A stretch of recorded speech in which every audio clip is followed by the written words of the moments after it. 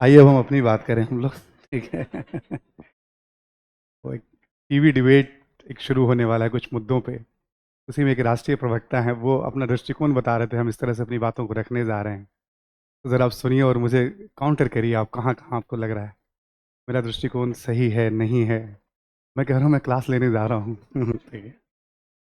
अच्छे हैं हमारे मित्र, वो काफ़ी जानकार है, वो है ना। बस तो डिबेट शुरू होने वाला है उनका अब।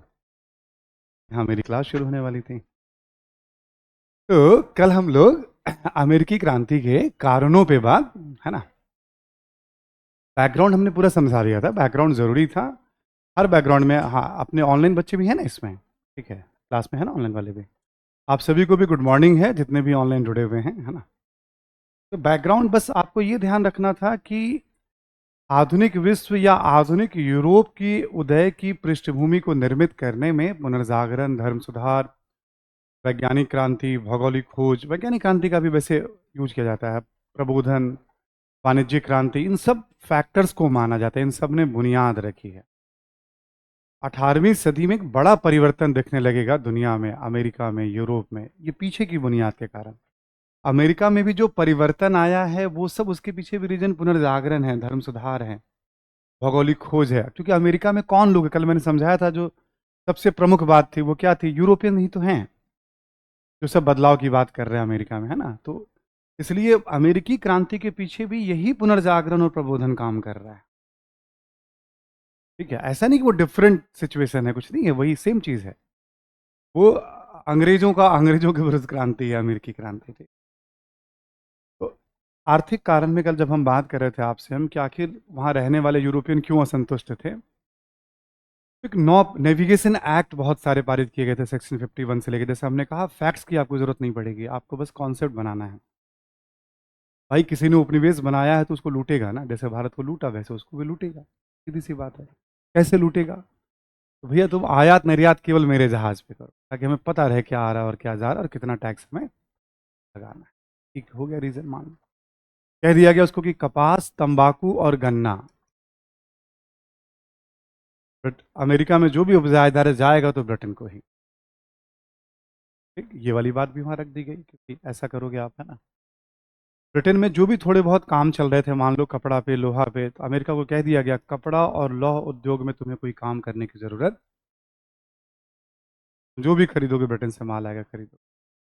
और सीमा शुल्क तो आप लगा के ही मानते थे कि उससे आय होती थी उनको वहां पे। ठीक, एक तो ये सब फायदा ले ही रहे हैं, प्लस यदि फ्रांस, स्पेन अपने प्रोडक्ट को बेचना चाह रहा है, सीमा शुल्क लगा दें। अमेरिका वाला कहीं बाहर भेजना चाह रहे हैं, उस पर कुछ निर्यात शुल्क लगा दें। ये सब पैसा कलेक्ट करके धन का दोहन जो है अमेरिका से ब्रिटेन की तरफ, यहाँ भी ट्रेन ऑफ वेल्थ चल रहा है। जैसे भारत में धन का दोहन चलता था ना, वैसे वहां भी धन का दोहन चल रहा है। ये सब कहानी शुरू हो गई 1650 और उसके बाद शोषण की कहानी 17वीं सदी के मध्य तक ब्रिटेन का होल्ड हो चुका था अमेरिका। थोड़े बहुत चुनौती थी, अदरवाइज नहीं था। तो शोषण शुरू हो गया था, क्योंकि ब्रिटेन भी कोई बहुत स्टैब्लिश नहीं था, ब्रिटेन में भी बहुत सारे उठापटक होते रहते थे। अभी ये पहला फेज है। इस समय ब्रिटेन उपनिवेशवाद के क्षेत्र में छात्र भी है, छात्र ही है। वो भी आपकी तरह ट्रेनिंग ले रहा था कि सिस्टम कैसे काम करता है, क्योंकि जब भारत पे कब्जा करेगा तब तक उसके पास 150 साल का अनुभव हो चुका होगा, किसी राष्ट्र को हैंडल कैसे करते हैं। अनुभव बहुत इंपॉर्टेंट हो जाता है, तभी वो सीख ही रहा था, अपनी आंतरिक समस्याओं में भी जूझ रहा था। फिर भी इन सब नीतियों को लेकर के वहाँ रहने वाले यूरोपियन में असंतोष था। सरकार भी कठोरतापूर्वक लागू नहीं करती थी, तो वहाँ के रहने वाले लोग भी बहुत ज़्यादा विरोध इसका। एक, एक रीज़न मैंने आपको, जिसको आर्थिक कारण कहिए या वाणिज्यवादी नीति कहिए, ऐसी नीतियां क्यों, ताकि व्यापार संतुलन अनुकूल रहे, सोना चांदी का अधिक से अधिक संग्रह कर पाए। तो पश्चिम यूरोप का कोई भी देश कहीं भी उपनिवेश बना रहा है तो उसके पीछे उसका मर्केंटाइल फोकस है, वाणिज्यवादी नीति चल रही है। इसमें दो पॉइंट्स सर्वोपरि होते हैं। ठीक, एक रीजन हमने बताया आपको, आर्थिक कारण अमेरिकी क्रांति का। इसी में दूसरा जो सेकंड पॉइंट है हमारा, ठीक, वो लिखेंगे आप, राजनीतिक कारण। आप सबको याद होगा कि हम लोगों ने पढ़ा था कि कुछ भी पढ़ना है हमें सिनॉप्सिस बना लेना है। ठीक है, बस सिनॉप्सिस बना के ध्यान रखना है। और विश्व इतिहास का हमने बता ही दिया आपको, बहुत आवश्यक इन्फॉर्मेशन लेंगे यहाँ हम लोग लेंगे। ये उतना बड़ा मुद्दा नहीं होगा आपके लिए, इन्फॉर्मेटिव नहीं होने वाला है। राजनीतिक कारण थोड़ा बस ऐसे समझ लीजिए, कल जैसे आपको हमने बताया था अमेरिका के बारे में, मान लीजिए आपका ये यूएसए है, इधर की तरफ 13 कॉलोनी बनी हुई थी। सबसे नीचे जॉर्जिया, फिर साउथ कैरोलिना, फिर नॉर्थ कैरोलिना। आप कभी इसको मैप वगैरह पे ऐसे देख सकते हैं, इसकी ज़रूरत भी नहीं पड़ने वाली है आपको। ठीक है ना? ऐसे करके आप देखेंगे, आप वर्जीनिया है ना, उसके बाद मैसाचुसेट्स है, पेंसिल्वेनिया है, डेलावेल है, ठीक है, न्यूयॉर्क है, ऐसे करके टोटल 13 कॉलोनी बनी हुई थी। ऊपर में मोटे तौर पे क्या होता था, जो नॉर्थ वाला हिस्सा था, नॉर्थ ईस्ट वाला हिस्सा, उस समय जो भी थे ये उद्योग के लिए, लकड़ी के काम के लिए, मछली पालन के लिए, कपड़ों के लिए, फर के लिए, जो भी हाथ से बनते थे उसके लिए जाना जाता था। और दक्षिण वाला बागानी खेती के लिए या खेती के लिए जाना जाता था। गन्ना, सब जो हमने बताया ना, गन्ना, तंबाकू, कपास, ये सब दक्षिण की तरफ खेती। जो 13 कॉलोनी थी, इनमें ऐसा नहीं था कि राष्ट्रीयता का भाव था, एक था। यहाँ पर भी ये भाव यूरोपियन ही लेकर के आए हैं। जैसे भारत में यूरोपियन एक बड़ा फैक्टर बना है ना, जब हम कनेक्ट हुए हैं, वैसे सेम फैक्टर यहाँ अमेरिका में भी था, यूरोपियन। हर कॉलोनी में अपनी विधानसभा थी। अंग्रेजों को उस समय समझदारी नहीं थी, उनको क्या लगता था कि जैसे हम, जैसे मान लो यहाँ बैठे हुए हैं, यहाँ यूके है, जैसे हम वैसे ये, हमारे यहाँ संसद तो यहाँ भी होनी चाहिए। अंग्रेजों को बाद में रियलाइज हुआ भारत के मामले में नहीं, भारत को देना ही नहीं है संसद, और रुला देना है इनको, देना। क्योंकि अमेरिका का अनुभव हो गया था ना, तो फिर भारत पे तो अप्लाई करेंगे उसको, अब क्या करना है क्या नहीं करना है। अब सोचो, यहाँ यहाँ संसद है तो यहाँ समानांतर संसद है, यहाँ की विधानसभा है, स्थानीय लोग उसमें इलेक्ट भी हो रहे हैं, उनको राइट भी दिया गया है। शुरू से राजनीतिक मामलों में विकसित है ये, क्योंकि यूरोपियन ही पूरा सिस्टम चला रहे हैं वहाँ, जो लोग वहाँ बस गए हैं। उनको टैक्स वैक्स लगाने का भी अधिकार दिया गया, लेकिन हाँ, अंतिम रूप से विधानसभा से पारित कोई भी कानून बिना गवर्नर की अनुमति के लागू, और गवर्नर ब्रिटेन से भेजा जाता था। 13 गवर्नर, 13 के 13 पावरफुल है वो, तो जितने महत्वपूर्ण अधिकारी हैं सब ब्रिटेन से आ रहे हैं यहाँ पे। स्थानीय लोग भी हैं, वहाँ से भी आ रहे हैं। ज़्यादा भेदभाव नहीं, क्योंकि यूरोपियन हैं अमेरिका में रहने वाले। तो जब भी कोई समस्या आती थी ना, तो स्थानीय लोगों को ये बात बहुत तकलीफदेह लगती थी कि भाई, अब केवल ब्रिटेन से ही आया हुआ व्यक्ति अंतिम निर्णय क्यों लेगा, हम क्यों नहीं लेंगे, हम भी तो उन्हीं के वंशज हैं, हम भी उन्हीं के समकक्ष। ये भाव हमेशा रहता था यूरोपियन और अंग्रेजों के मन में कि हम तो तुम्हारे समानांतर है ना, फिर ये भेदभाव क्यों। तो राजनैतिक रूप से बेहतर होते हुए भी वहां के लोगों में असंतोष, ये असंतोष भी आगे चल करके बड़ा रूप धारण। देखिए आप राजनीतिक कारण को जरा दो चार लाइन में।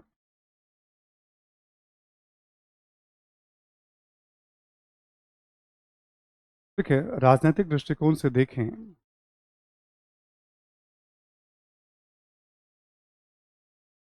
तो अमेरिका के सभी उपनिवेशों में,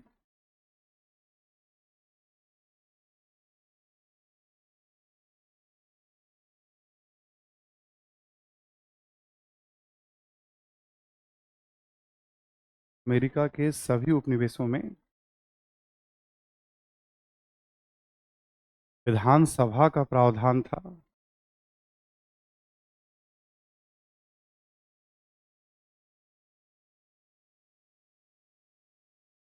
में स्थानीय लोगों की भागीदारी थी।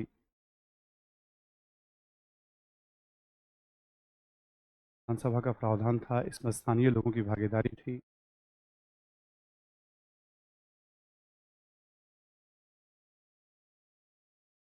भागीदारी थी, इसमें लिखेंगे स्थानीय मुद्दों पर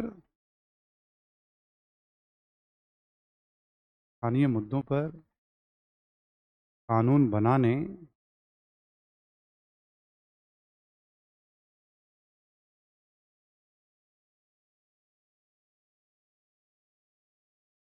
स्थानीय मुद्दों पर कानून बनाने एवं कर लगाने का अधिकार था।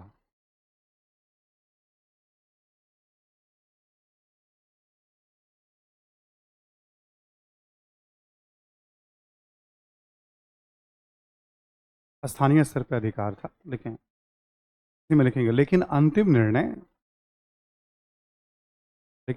निर्णय गवर्नर के द्वारा लिया जाता था।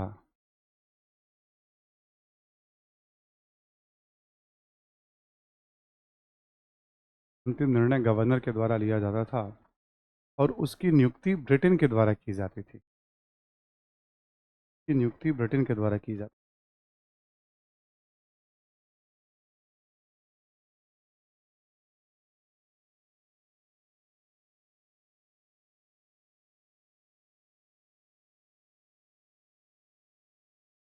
ठीक है। इसके साथ साथ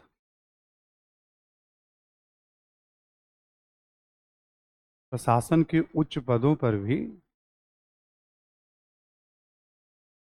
प्रशासन के उच्च पदों पर भी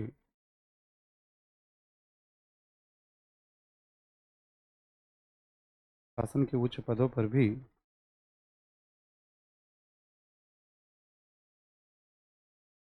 प्रशासन के उच्च पदों पर भी ब्रिटेन से या ब्रिटिश लोगों को नियुक्त किया जाता था।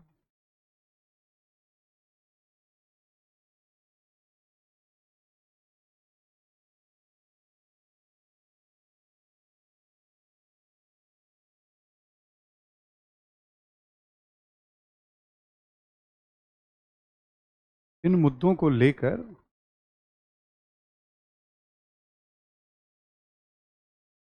इन मुद्दों को लेकर अमेरिका में रहने वाले अमेरिका में रहने वाले यूरोपीय लोगों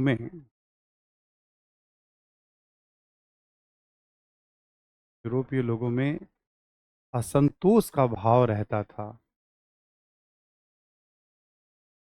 यूरोपीय लोगों में असंतोष का भाव रहता था। संतोष का भाव रहता था। भेदभाव, कि हमारे साथ भेदभाव क्यों हो रहा है, इन पोस्ट पे हम क्यों नहीं हैं। ठीक। तो चूंकि ब्रिटेन को कंट्रोल करना था ना, तो कंट्रोल के लिए तो जरूरी था कि उनके अपने लोग वहां बैठे। लेकिन अभी जैसे ब्रिटेन लर्न भी कर रहा है, बाद में जितनी कॉलोनी बनेगी इतनी आसानी से वहां अधिकार नहीं देगा लोगों को। वो अधिकार के लिए पूरा एकदम संघर्ष करवाएगा उनको। ठीक है। उम्मीद बनाए रखेगा, यानी तुम्हें दूंगा ना मैं अधिकार, मतलब कि यहाँ के सारे सबक उनको मिल गए थे। ठीक है। सामाजिक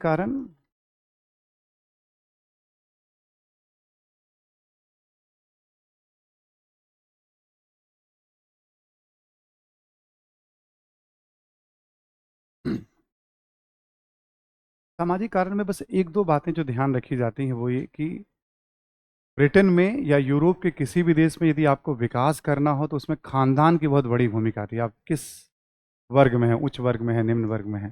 बट अमेरिका में ऐसा नहीं था। यहाँ योग्यता के दम पर कोई भी आगे बढ़ सकता था, और जो यूरोपियन यहाँ आ गए थे 100-150 वर्षों में, उनकी 2-3 पीढ़ियों ने अपनी पहचान बना ली थी। उनकी 2-3 पीढ़ियों ने अपनी पहचान बना ली थी।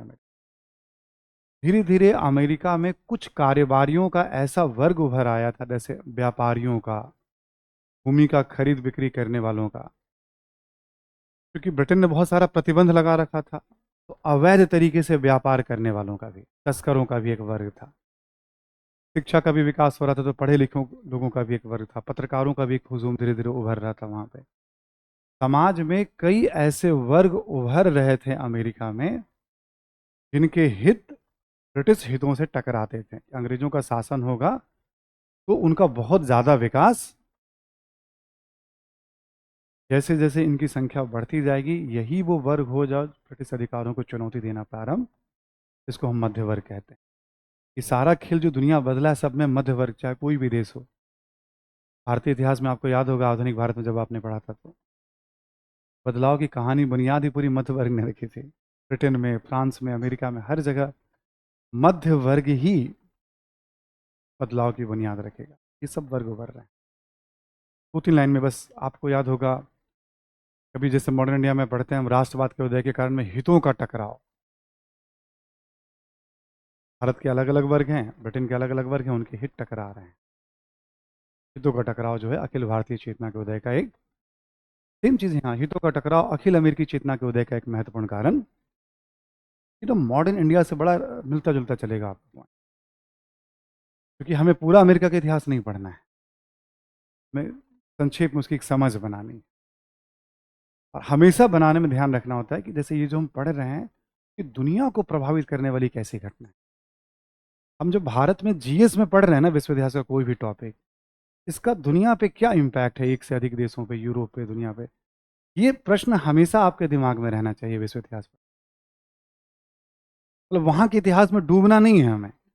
अब वाशिंगटन ने क्या किया, फिर एडम्स ने क्या कहा, फिर जेफरसन ने क्या बोला, जैसे अपने यहाँ पढ़ते थे ना हम, नौरोजी ने, तिलक ने, सब, वो चीज़ नहीं करना है हमें। फ्लो समझना होता है और विश्व इतिहास में हमेशा देखना होता है इस घटना का कैसे बड़ा महत्व है। पढ़ रहे हैं तो कुछ बड़ा महत्व तो है ही इसका। ये वाला पॉइंट हमेशा पकड़ के चलना है विश्व इतिहास। ठीक, ये बहुत हेल्प करता है विश्व इतिहास को समझने में भी, और जो क्वेश्चंस पूछे भी जाते हैं एग्जाम के अंदर। 2-4 लाइन लिख लीजिए आप इसके बारे में।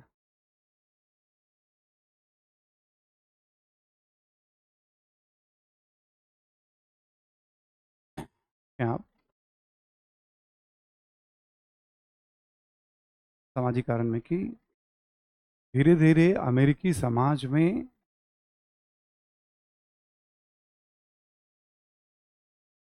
धीरे धीरे अमेरिकी समाज में समाज में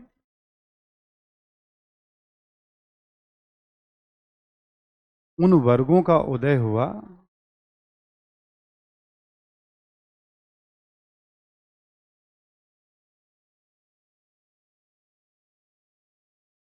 जिनके विकास में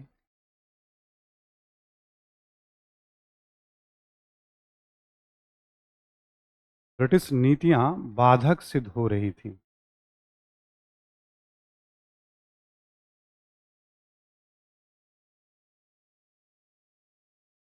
बाधक सिद्ध हो रही थी, जैसे शिक्षित वर्ग,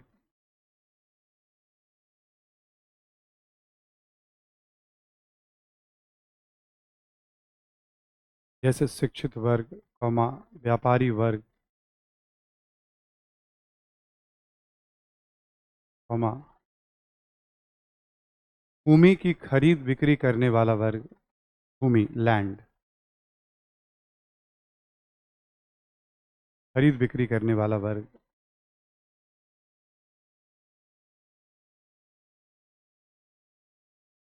खरीद बिक्री करने वाला वर्ग, ठीक है, खरीद बिक्री करने वाला वर्ग में लिखें आप, अवैध व्यापार करने वाला वर्ग, अवैध, इसलिए तस्कर शब्द का भी इस्तेमाल किया जाता है किताबों में।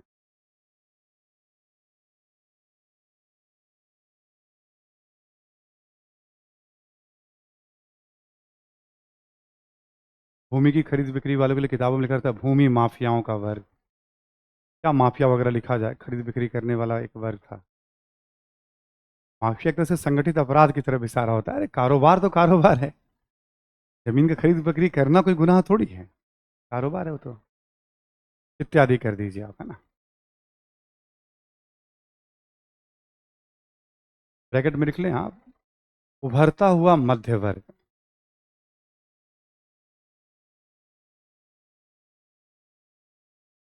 उभरता हुआ मध्य वर्ग।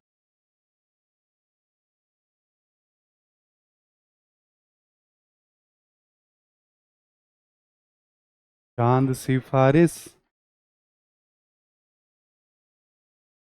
मेरे ख्याल में यही सॉन्ग था, मुझे लगता है ना। तो भूमि माफियाओं का ये उभरता हुआ मध्य वर्ग है। देखो एक ही साथ मध्य वर्ग की संख्या तो नहीं होती है ना। अब एक फैक्टर क्या था, जैसे हमने बताया 13 कॉलोनी है, मान लो यहाँ पे कोई एक कॉलोनी है, यहाँ पे न्यूयॉर्क है, यहाँ पेंसिल्वेनिया है, यहाँ मैसाचुसेट्स है। तो एक कॉलोनी से दूसरे कॉलोनी में लोगों को कनेक्ट करने में किसका रोल है? इन्हीं वर्गों का रोल है। सबका साझा हित है कि अंग्रेजों को भगाओ। अमेरिका में जो राष्ट्रीय चेतना उभरेगी, जो लोग आपस में कनेक्ट होंगे, उसका बहुत बड़ा कारण होगा हितों का कि उभरता हुआ मध्य वर्ग है। ठीक, सामाजिक कारण में ही अगला पॉइंट लिखें आप, देखें कि अमेरिकी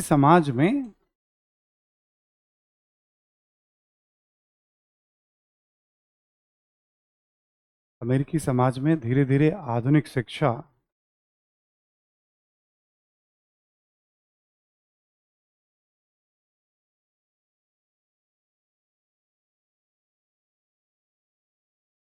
एवं आधुनिक विचारों का प्रसार हो रहा था।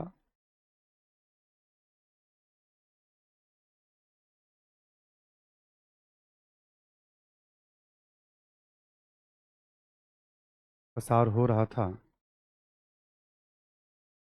और शिक्षित वर्ग के द्वारा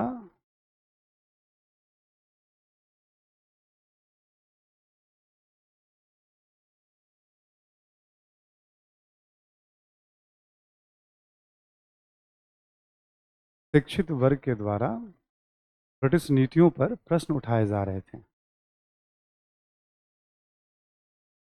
शिक्षित वर्ग के द्वारा ब्रिटिश नीतियों पर प्रश्न उठाए जा रहे थे।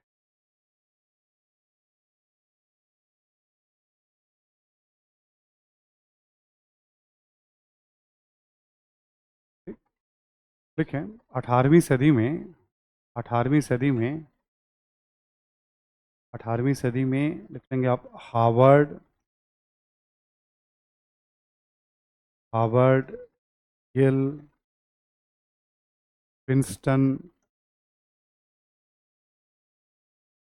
विलियम एंड मेरी,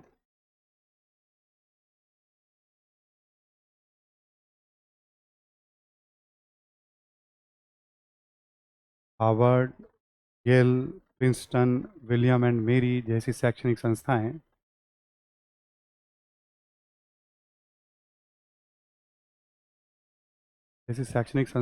उच्च शिक्षा के विकास में योगदान दे रही थी।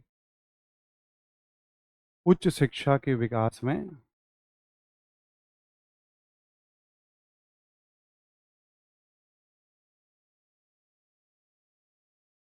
योगदान दे रही थी। ठीक है, ये सब संस्थाएं आ गई हैं और ये सब आज अमेरिका की क्या दुनिया की बड़ी संस्थाओं में एक है। हार्वर्ड की बात करें, लॉ में येल की बात करें, प्रिंसटन की बात करें, ये सब दुनिया की बड़ी संस्थाओं में गिनती होती है और ये सब हायर एजुकेशन, स्कूल एजुकेशन वगैरह चल रहा था।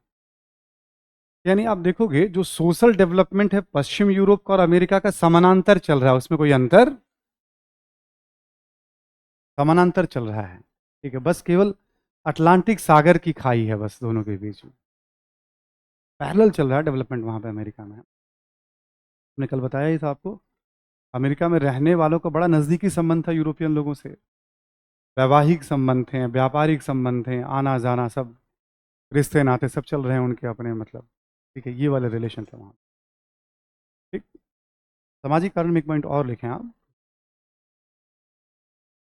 ठीक है, शिक्षा के साथ साथ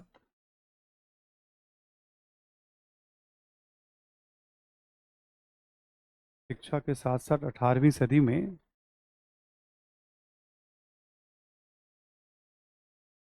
अमेरिकी समाज में प्रेस का महत्व भी बढ़ रहा था।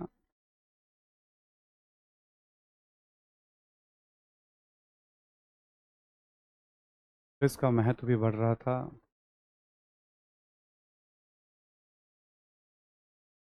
दो दर्जन से अधिक अखबारों का प्रकाशन हो रहा था। 2 दर्जन से अधिक अखबारों का प्रकाशन हो रहा था।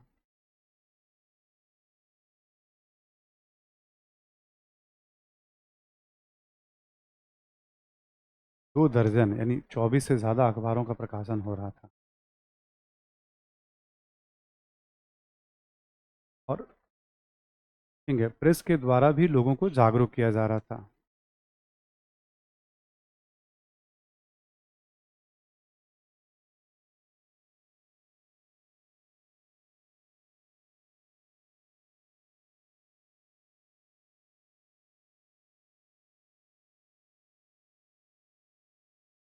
जागरूक किया जा रहा था। ये सब क्या है, धीरे धीरे अमेरिकी समाज में भी अलग अलग उपनिवेशों में विचारक थिंकर वहाँ भी उभर रहे हैं। एक अमेरिका के समाज बीच में से थिंकर उभर रहे हैं, जैसे अपने यहाँ राममोहन राय या विद्यासागर या विवेकानंद या दयानंद सरस्वती, सामाजिक धार्मिक मुद्दों को लेकर। राजनीतिक आर्थिक मुद्दों पर दादा भाई नौरोजी, सुब्रमण्यम अय्यर, गोपाल कृष्ण गोखले, फिरोज शाह मेहता, जैसे अपने समाज में भी पढ़े लिखे लोग उभर रहे थे, वैसे वहाँ पे भी उस तरह के विचारक थे जो आइडिया रख रहे हैं। बेंजामिन फ्रैंकलिन है, एडम्स हैं, जेफरसन हैं। बट सबसे बड़ी बात है कि अमेरिकी समाज के जो पढ़े लिखे लोग हैं यूरोपियन प्रबोधन से बहुत ज़्यादा प्रभावित। यूरोपियन बुद्धिजीवियों को बड़े चाव से लोग पढ़ते थे, वहाँ उस पर चर्चा होती थी, विमर्श होता था। तो जो विचार 18वीं सदी में यूरोप में उभर रहे थे, रूसो के, वॉल्टेयर के, अभी अगले वाले टॉपिक में इन सब के बारे में थोड़ा पढ़ेंगे भी हम लोग। फ्रेंच रेवोल्यूशन में डायरेक्ट कनेक्शन है उनका, ठीक। तो वो विचार सीधे सीधे प्रभावित कर रहे थे अमेरिका के लोगों को भी। हाँ, वो ठीक कह रहा है, शक्ति पृथक्करण होना चाहिए, वो ठीक कह रहा है, आदमी को स्वतंत्रता मिलनी चाहिए, धर्म को हाशिए पे रहना चाहिए। अमेरिका में वैसे भी धर्म हाशिए पे था, ठीक है। अमेरिका में हर तरह के धर्म के लोग थे, अमेरिका समाज थोड़ा अलग तरीके से बना है। ये सब फैक्टर, हमने कहा था ना कि हर क्रांति में एक बुद्धिजीवियों की भी भूमिका भी होती है, वैचारिक रीजन भी होता है। जहाँ जहाँ वैचारिक कारण सब जमा कर दोगे तो वही प्रबोधन कहलाता है। इसलिए हमने कहा था प्रबोधन के बारे में एक छोटा सा आइडिया कल आपको देके छोड़ दिया था, 2-3 टॉपिक अभी पढ़ेंगे तो प्रबोधन की समझ बन जाएगी, आप उसका व्यवहारिक उपयोग समझ में आ जाएगा। देखो, कोई भी समस्या है ना, तो समस्या को जन्म देने वाले विचारक नहीं होते हैं, ठीक, लेकिन समस्या है इसके तरफ ध्यान खींचने में विचारकों की बड़ी भूमिका होती है। समस्या का गहराई से एहसास कराने में विचारकों की बड़ी भूमिका होती है। उस समस्या का समाधान क्या होगा उसका विकल्प देने में विचारकों की भूमिका होती है। कोई भी बड़ा परिवर्तन विचारकों के बिना संभव नहीं होता।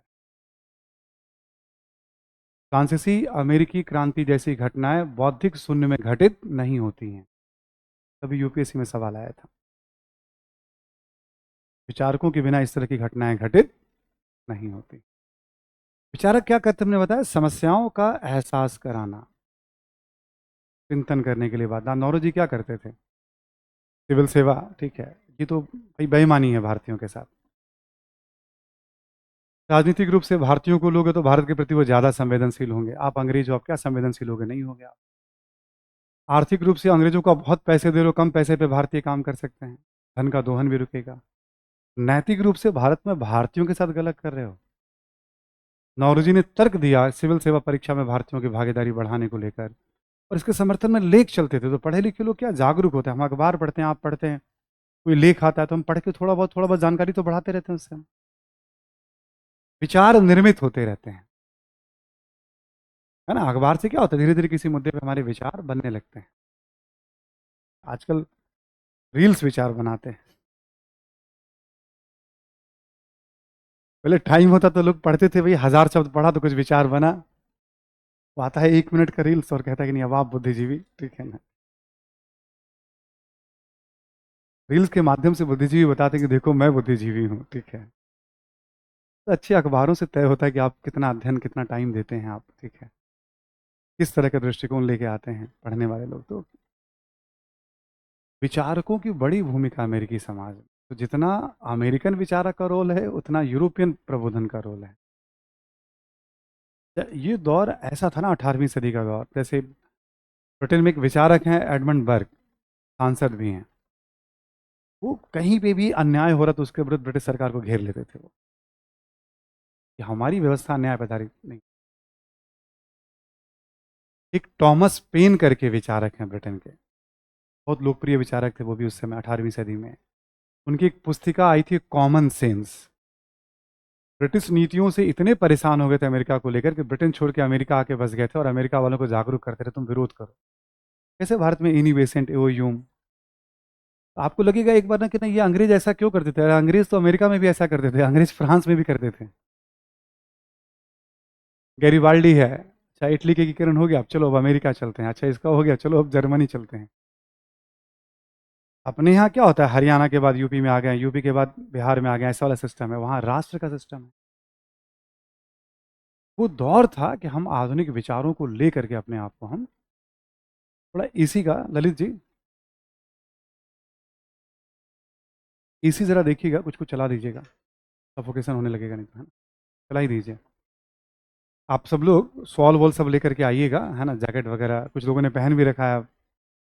रखिएगा, गर्मी हो तो हटा दीजिएगा, क्योंकि थोड़ा एसी चलता रहेगा, है ना। आप एसी चलने ही दीजिएगा क्लास में, ठीक है, बंद मत करिएगा, सफोकेशन होना शुरू हो जाता है फिर। सुन पा रहे हैं सभी लोग ना। तो बुद्धिजीवी समझना, देखो इसमें ना थीम बेस्ड सवाल आएंगे, थोड़ी समझ रहनी चाहिए।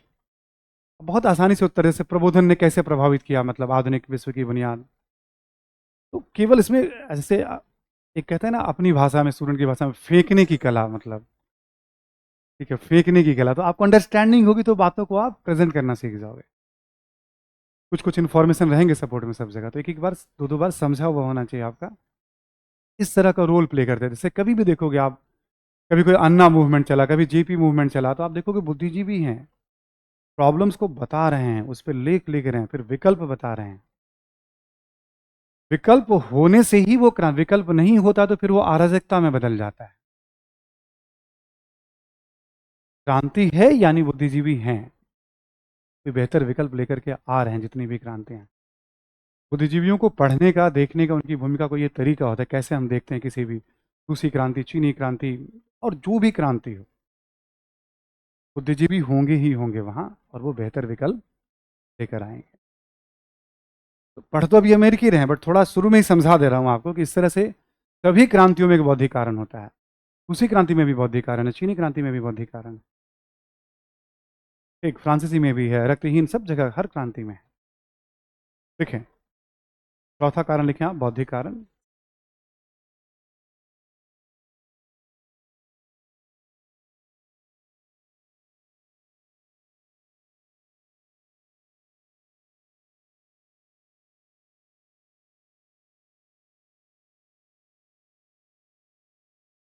लिखें आप कि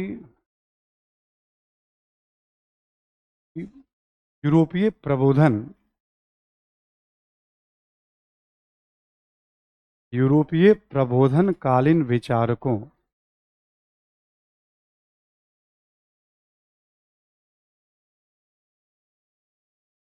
प्रबोधनकालीन विचारकों और अमेरिकी बुद्धिजीवियों,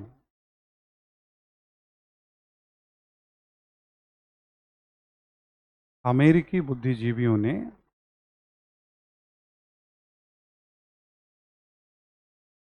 ब्रैकेट में नाम लिख लेंगे आप अमेरिकी बुद्धिजीवियों में, जैसे लिखेंगे आप एडम्स,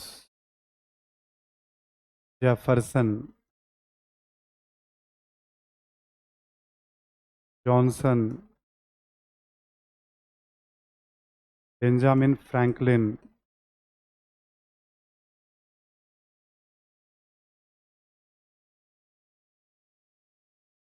ब्रैकेट में नाम लिख लेंगे इत्यादि करके, ठीक। यूरोपियन विचारकों का नाम कल लिखवा ही दिया था आपको, है ना। प्रबोधन युगीन विचारकों और अमेरिकी बुद्धिजीवियों ने क्रांति की वैचारिक पृष्ठभूमि को निर्मित किया।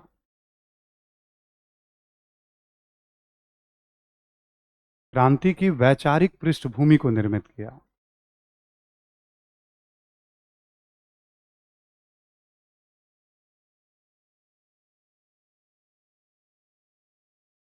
देखिए, इन्होंने समानता,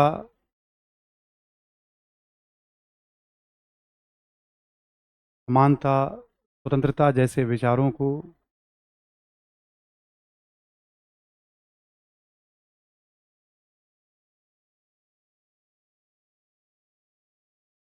लोकप्रिय बनाया,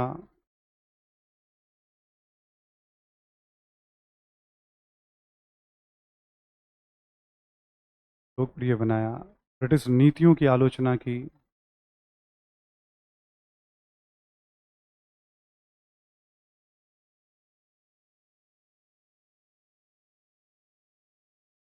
आलोचना की, और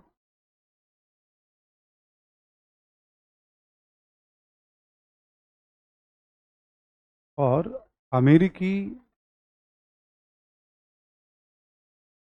राष्ट्रवादियों के समक्ष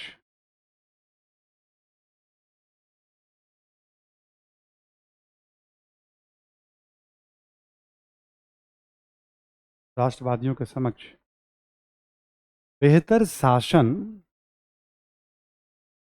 बेहतर शासन का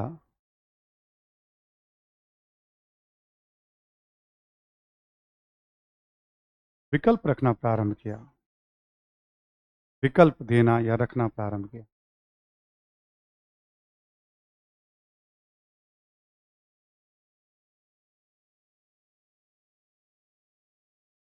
ये अभी हम इसको थोड़ा और एग्जाम्पल के तौर पे आगे देखेंगे, जब संविधान के कुछ बिंदुओं को देखेंगे ना, वो सारे बिंदु इनके विचारों से ही निकले हुए हैं। यहाँ हमें कॉन्सेप्चुअल बातें ही रखनी है, वो हमने रख दिया यहाँ पे। तो ये आधारभूत कारण है। ठीक, जब देखा जाए कि भाई अमेरिकी क्रांति क्यों, तो आर्थिक, राजनीतिक, सामाजिक, वैचारिक, ऐसे करके हमने मेजर रीजन हमने यहाँ बना लिए।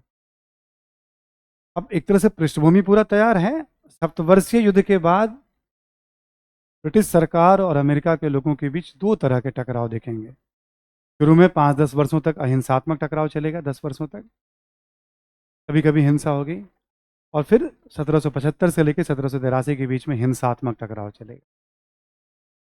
और 1783 में अमेरिकी स्वतंत्रता को ब्रिटेन के द्वारा मान्यता क्यों प्रदान कर दी जाएगी, उसके कारण भी हम देख लेंगे। तो एक परिस्थितियां हैं बनी हुई। ठीक, अब अगला कारण लिखे, कारण नंबर 5 में सप्तवर्षीय युद्ध।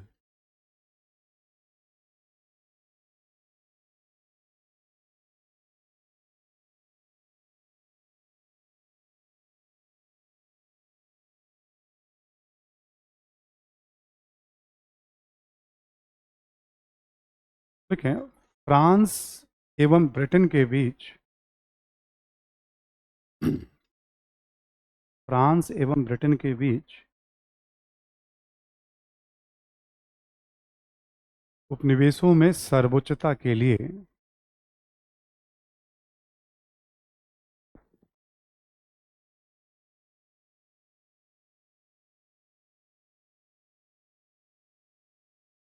उपनिवेशों में स्वतंत्रता के लिए,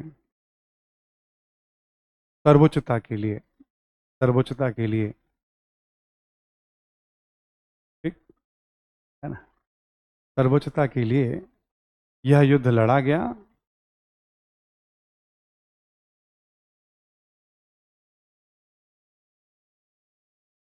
इसमें ब्रिटेन को सफलता मिली।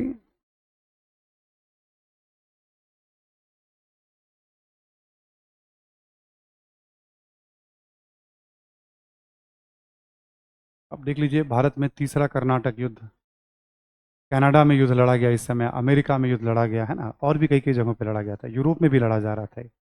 बट मेनली उपनिवेशों में सर्वोच्चता के लिए।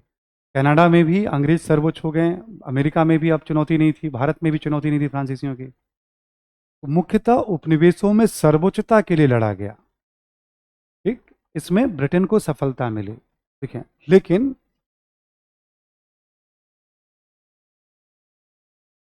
ब्रिटिश सरकार पर आर्थिक दबाव भी बढ़ा।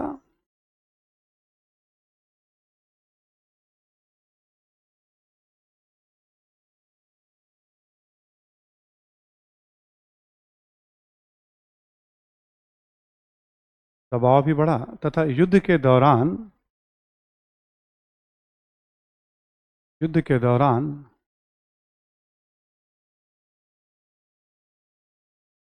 अमेरिकी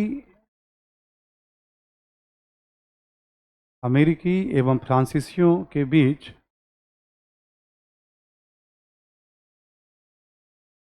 बेहतर संबंध से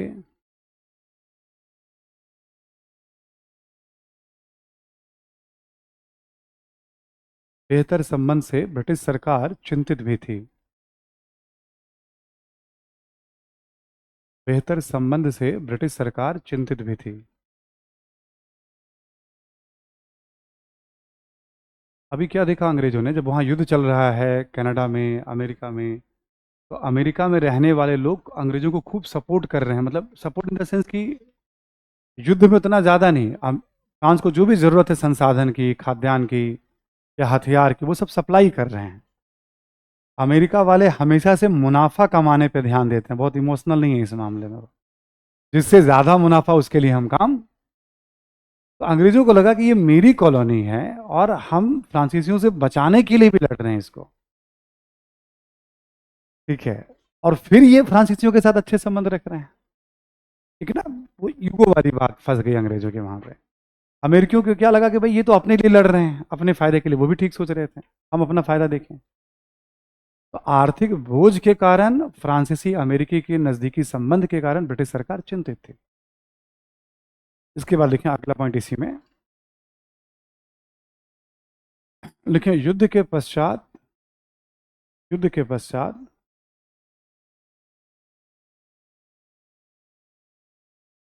ब्रिटिश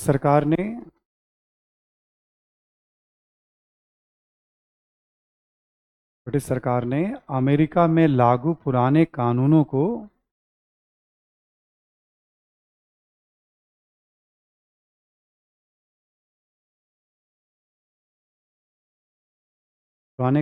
को कठोरतापूर्वक लागू करना प्रारंभ किया।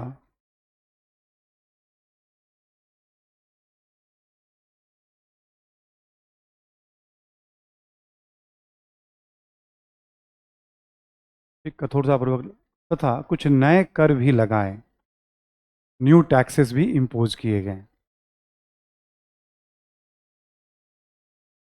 लगाए, जैसे 1765 में स्टाम्प एक्ट लागू किया गया। स्टैम्प एक्ट लागू किया गया।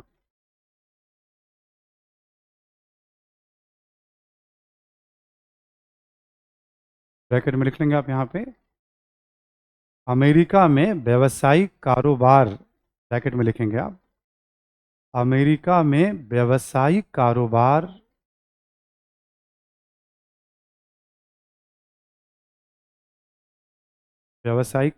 के लिए स्टैंप को खरीदना अनिवार्य कर दिया गया। स्टैंप को खरीदना अनिवार्य कर दिया गया।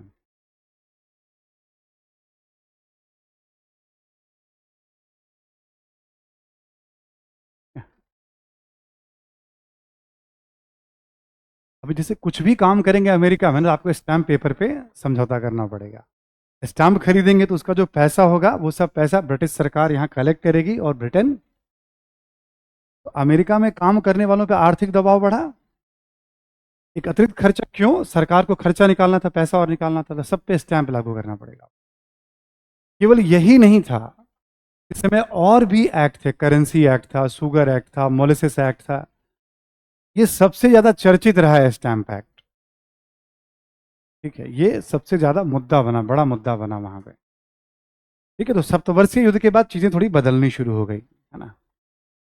और क्या हुआ, पुरान जैसे नेविगेशन पहले वाला कानून कठोरतापूर्वक लागू, तस्करों को पकड़ो।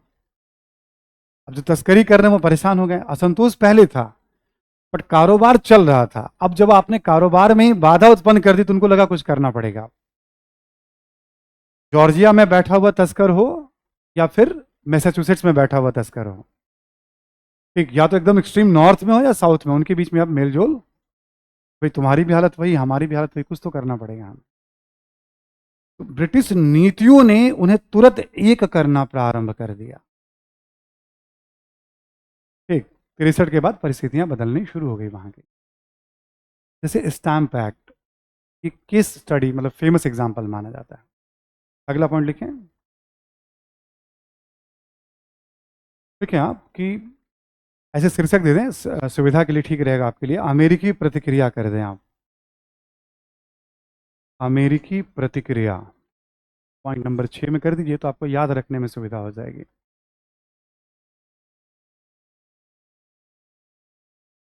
अमेरिकी प्रतिक्रिया, ठीक है आप, ब्रिटिश नीतियों, ब्रिटिश नीतियों और नए कानूनों के विरुद्ध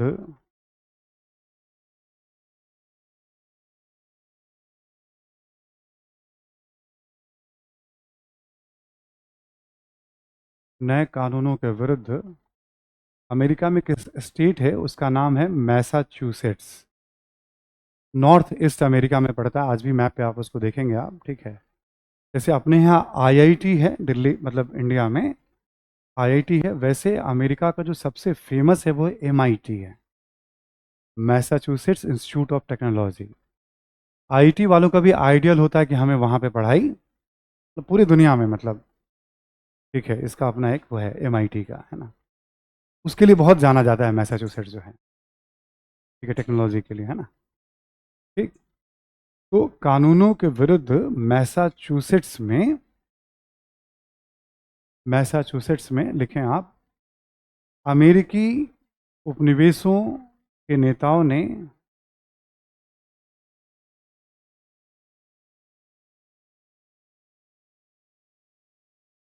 अमेरिकी उपनिवेशों के नेताओं ने एक सभा बुलाई,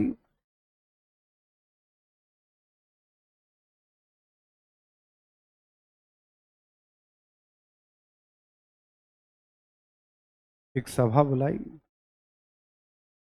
इसी में लिखें आप कि नए करों को, इसमें लिखें नए करों को समाप्त करने की मांग की गई।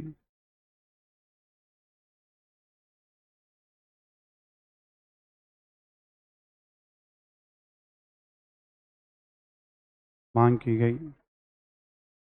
ब्रिटिश वस्तुओं के बहिष्कार का निर्णय लिया गया।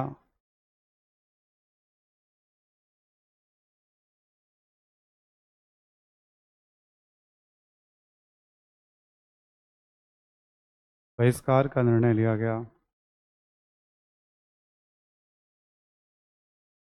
और यह नारा दिया गया, यह नारा दिया गया कि प्रतिनिधित्व नहीं तो कर नहीं, प्रतिनिधित्व नहीं तो कर नहीं।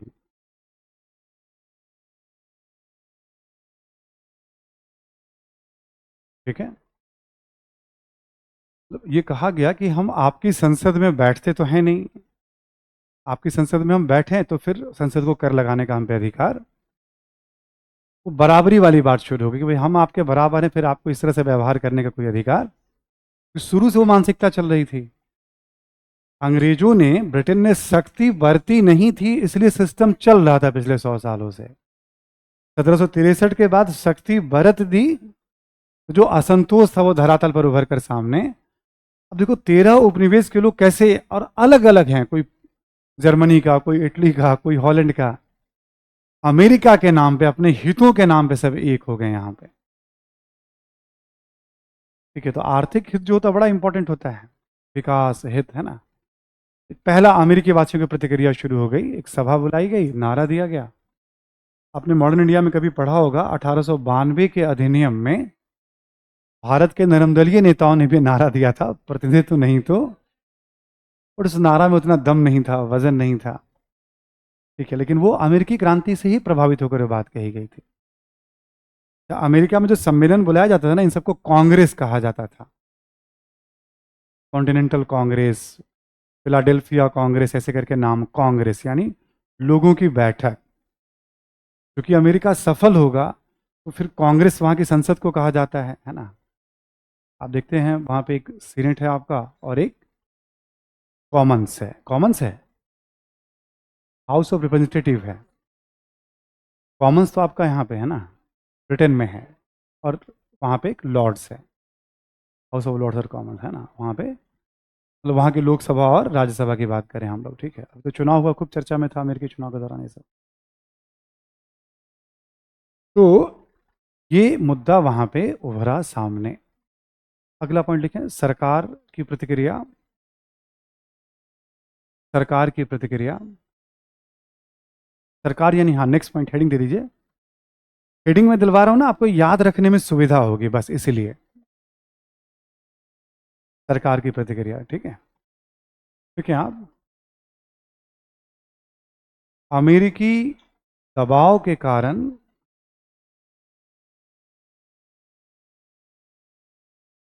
अमेरिकी दबाव के कारण सरकार को 1765 का अधिनियम रद्द करना पड़ा।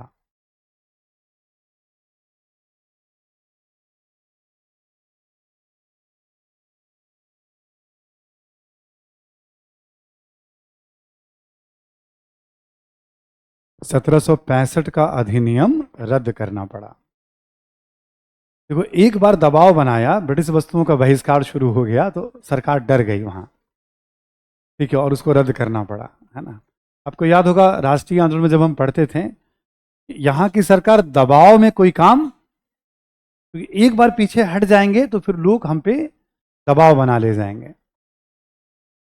ये अमेरिका का सब अनुभव था जो भारत में लागू किया गया था, ठीक। कितना भी डेवलपमेंट देखो आप, जालियांवाला बाग हो, रॉलेट एक्ट हो, उस समय सरकार पीछे नहीं हटती थी, ठीक है। तो रद्द करना पड़ा, इसी में लिखे। लेकिन ब्रिटिश संसद में यह प्रस्ताव पारित किया गया,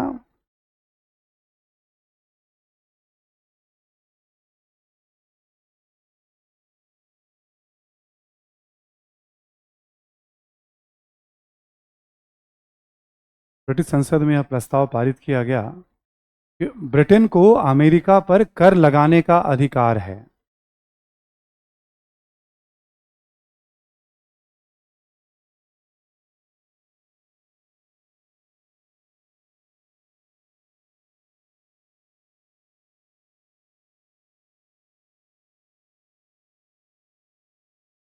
ठीक है, बोला ठीक है, हम कानून तो वापस ले रहे हैं, बट हमें अमेरिका पे कर लगाने का अधिकार है। देखें, इस प्रस्ताव का भी अमेरिका में विरोध हुआ।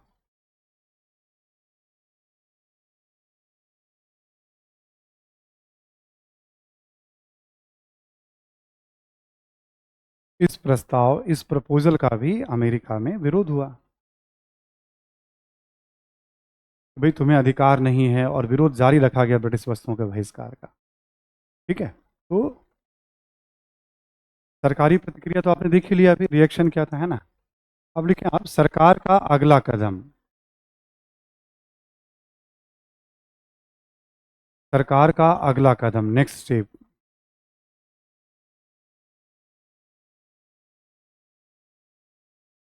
ठीक है, सरकार का अगला कदम लिखें आप कि ब्रिटिश संसद के द्वारा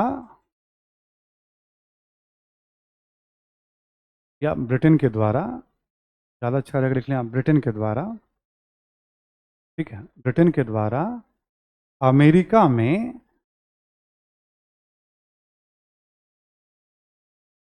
आयात की जाने वाली कुछ वस्तुओं पर सीमा शुल्क लगाए गए। अमेरिका में आयात की जाने वाली कुछ वस्तुओं पर सीमा शुल्क लगाए गए।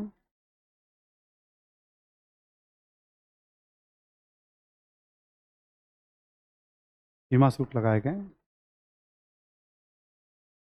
देखिए आप, जैसे चाय,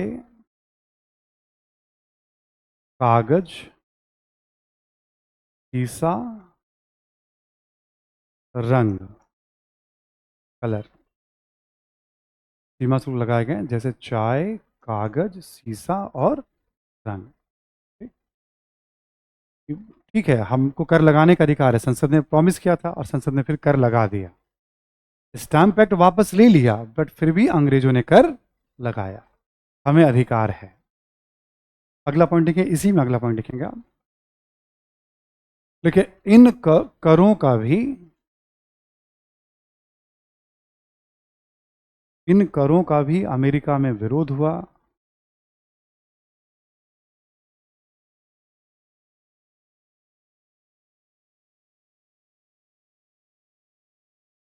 इन करों का भी अमेरिका में विरोध हुआ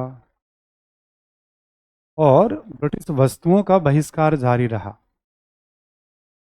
और ब्रिटिश वस्तुओं का बहिष्कार जारी रहा।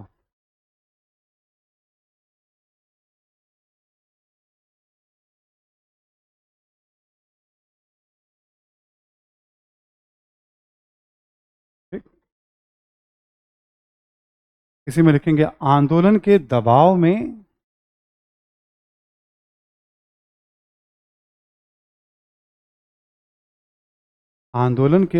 में सरकार को चाय के अतिरिक्त, सरकार ने चाय के अतिरिक्त सरकार ने चाय के अतिरिक्त सभी करों को रद्द किया। चाय के अतिरिक्त सभी करों को रद्द किया। ठीक। अब सरकार को फिर पीछे हटना पड़ा। सरकार कह रही हम झुकेंगे नहीं, झुकना पड़ गया। सरकार फिर कह रही हम झुकेंगे नहीं, फिर झुकना पड़ गया। ठीक है, आप राष्ट्रीय आंदोलन सब याद करेंगे ना, आप कितना सारा प्रेशर बिल्ड होता था, बट सरकार पीछे नहीं हटती थी। क्यों? पब्लिक का मोराल एक बार हाई हुआ तो शासन करना अंग्रेजों का मुश्किल। ठीक है, तो ये सब एक्सपीरियंसेस थे। तभी मैं कहता हूं अमेरिका में ब्रिटेन छात्र की तरह, भारत में जब शासन कर रहा था प्रोफेसर था, वो पूरे अनुभवों के साथ शासन कर रहा था। ठीक है, तो ये वाला पॉइंट आपका यहां हो गया है ना, कि भाई सरकार का अगला कदम यहां पे फिर एक बार अमेरिका वाले जीत गए। मतलब सन ऑफ ऐसे करके इंडिपेंडेंस, ठीक है, डॉटर ऑफ इंडिपेंडेंस, ऐसे करके बहुत सारी राजनीतिक संस्थाएं बनाई गई थी अमेरिका के अलग अलग कॉलोनीज में। उन सबके बीच कोऑर्डिनेशन वगैरह होता था। ये भी बात यहाँ पे, बट चाय पे रखा। अमेरिका वालों ने कहा कि नहीं, चाय पे भी आपको कर लगाने का अधिकार। यहीं पे बात थोड़ी बिगड़ेगी। अमेरिका वालों ने इसका भी विरोध किया। और इसी के बाद अगली घटना है बोस्टन चाय पार्टी। ये हमेशा किताब में चाय पार्टी लिखा रहता है ना, तो ऐसा लगता था जैसे पता नहीं कुछ चाय की पार्टी वार्टी हुई होगी। एक समुद्र, मतलब पानी के जहाज पर से करीब 340 चाय की पेटियों को, बॉक्सेज को, अमेरिकी राष्ट्रवादियों ने अटलांटिक सागर में फेंक दिया। क्या पता वहां चाय जैसा रंग आ गया हो, गर्म जल धारा हो, वहां पे चीनी वनी मिला करके फिर ब्लैक टी पी रहे हो, है ना। इसको बोस्टन चाय पार्टी, ये टर्निंग पॉइंट है। इसके बाद ब्रिटेन और अमेरिका के बीच टकराव हिंसक हो जाएगा। तो यहीं पे पैसिव रेजिस्टेंस, निष्क्रिय प्रतिरोध, पहली बार यहीं पे जो अरविंद घोष राष्ट्रीय आंदोलन में यूज कर रहे हैं। हेनरी थॉरो की जो रचना है वो इसी सब डेवलपमेंट पे है, जिसपे गांधी जी बहुत प्रभावित हुए थे कि कैसे कैसे आंदोलन चला था अमेरिका। ठीक है, तो अमेरिका ना एक तरह से मतलब राष्ट्रवाद के इतिहास में वास्को डिगामा, उपनिवेश इतिहास में है, सबको रास्ता दिखाने वाला है। ठीक, ये वाली घटना हो गई। अगला पॉइंट लिखे आप, पॉइंट नंबर 9 लिख दें आप, बोस्टन चाय पार्टी।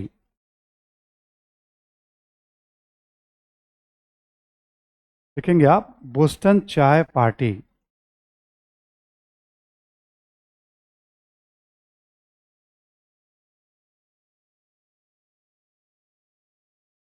बोस्टन चाय कांड भी कह सकते हैं आप, घटनाक्रम भी कह सकते हैं पार्टी की जगह। ठीक है, बोस्टन चाय पार्टी, इसमें लिखें आप ब्रिटिश सरकार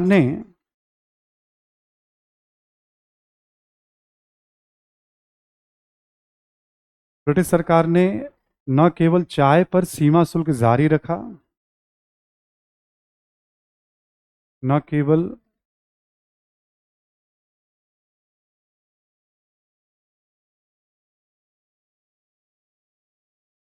ठीक है जारी रखा, बल्कि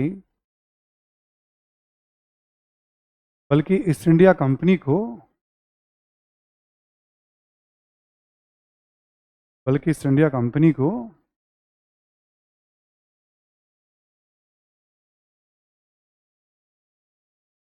इंडिया कंपनी को ईस्ट इंडिया कंपनी भारत में शासन कर रही थी, उसकी बात कर रहे हैं हम लोग, है ना। ईस्ट इंडिया कंपनी को चाय सीधे अमेरिका ले जाकर चाय सीधे अमेरिका ले जाकर बेचने की अनुमति प्रदान की।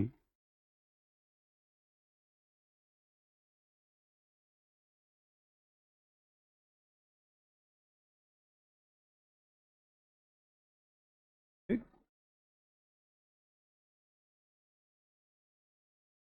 देखो, अमेरिका में बाहर से कोई भी वस्तु जाती थी ना, तो ब्रिटिश सरकार वहां सीमा शुल्क लेती थी।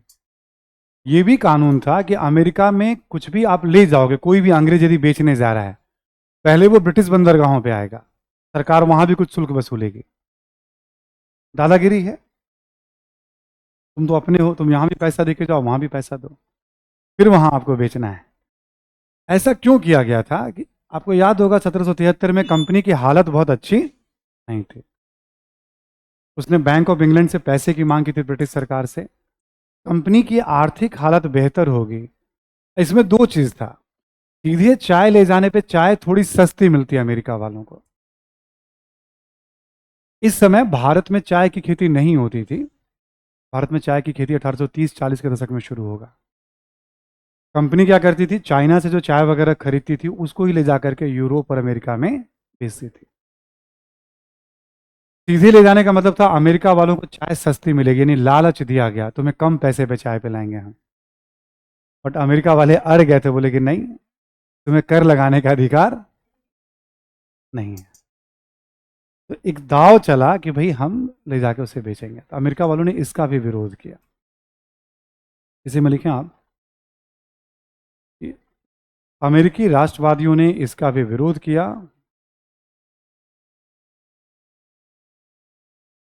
इसका भी विरोध किया।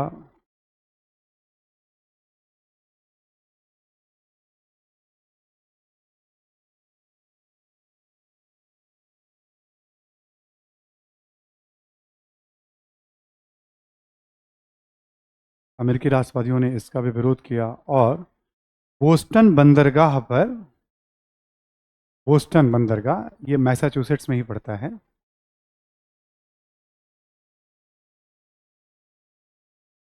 बोस्टन बंदरगाह पर कंपनी की जहाज से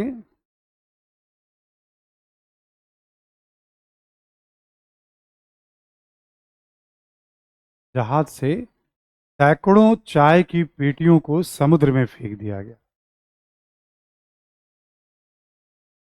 सैकड़ों चाय की पेटियों को समुद्र में फेंक दिया गया।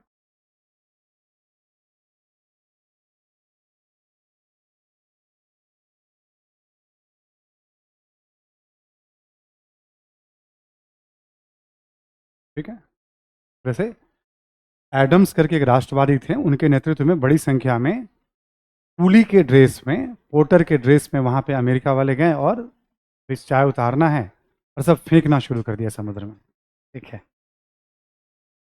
विरोध का अपना अपना तरीका होता है, ठीक, ये भी अहिंसात्मक था। इसके बाद ब्रिटिश सरकार सख्त हो जाएगी कि आप थोड़ा सख्ती से निपटना है। लेकिन नेक्स्ट पॉइंट 10, सरकार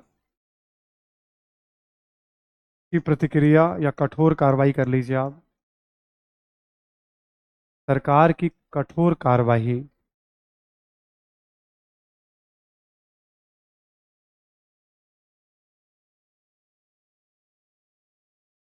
लिखें, इस घटना के पश्चात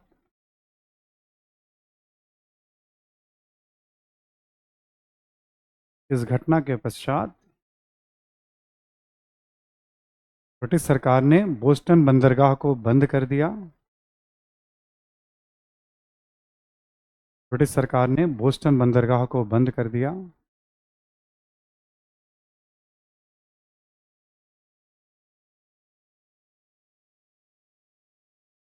बंदरगाह को बंद कर दिया गया, बंद कर दिया। इसी में लिखेंगे आप बोस्टन के मुकदमे को, बोस्टन के मुकदमे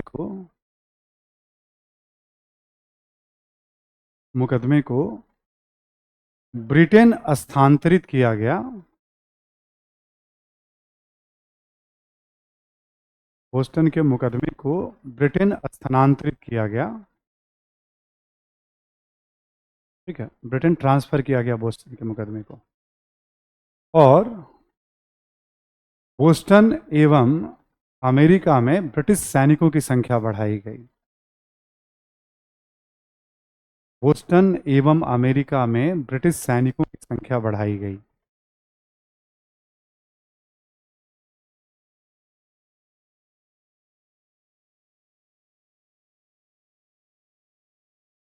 ठीक है।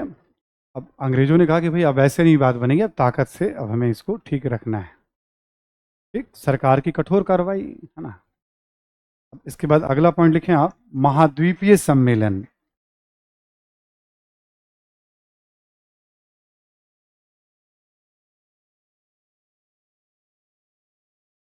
लिखें आप महाद्वीपीय सम्मेलन, कॉन्टिनेंटल कॉन्फ्रेंस या महाद्वीपीय कांग्रेस, है ना, ऐसे करके लिखें आप। अमेरिकी राष्ट्रवादियों ने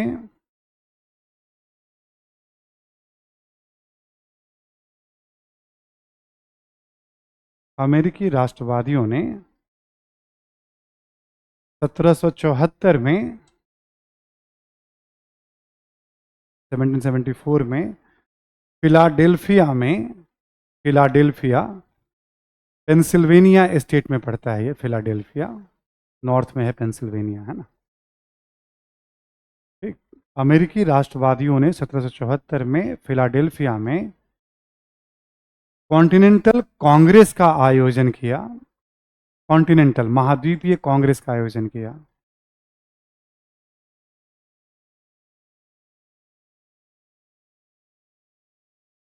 कॉन्टिनेंटल यानी महाद्वीपीय कांग्रेस का आयोजन किया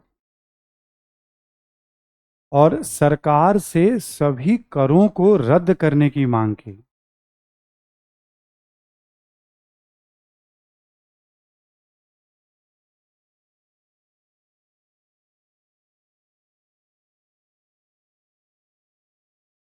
सरकार से सभी करों को रद्द करने की मांग की। तो जितने भी करें आप उसको आग्रह किया कि आप रद्द कर दीजिए इसको। ठीक। ठीक है, लेकिन सरकार ने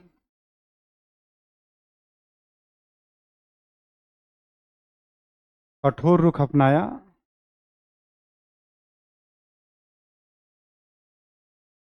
और 1775 में कठोर रुख अपनाया और 1775 में 1775 में सरकार एवं राष्ट्रवादियों के बीच हिंसक संघर्ष प्रारंभ हुआ।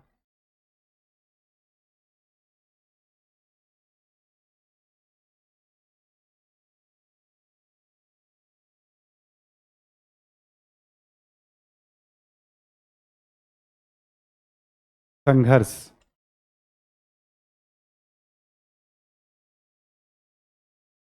ठीक है।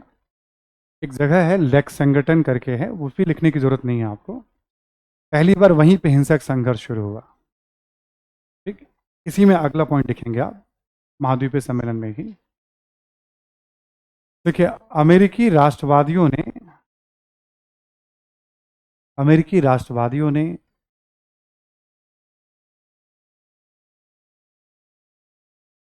फिर एक बार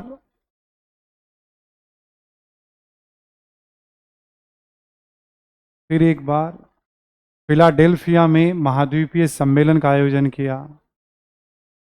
फिर एक बार फिलाडेल्फिया में महाद्वीपीय सम्मेलन का आयोजन किया।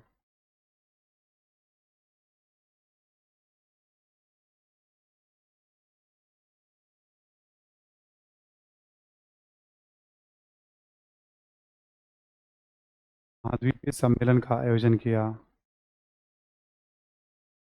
और 4 जुलाई 1776 को, 4th ऑफ जुलाई है ना, 4 जुलाई 1776 को, 1776 को अमेरिकी स्वतंत्रता की घोषणा की।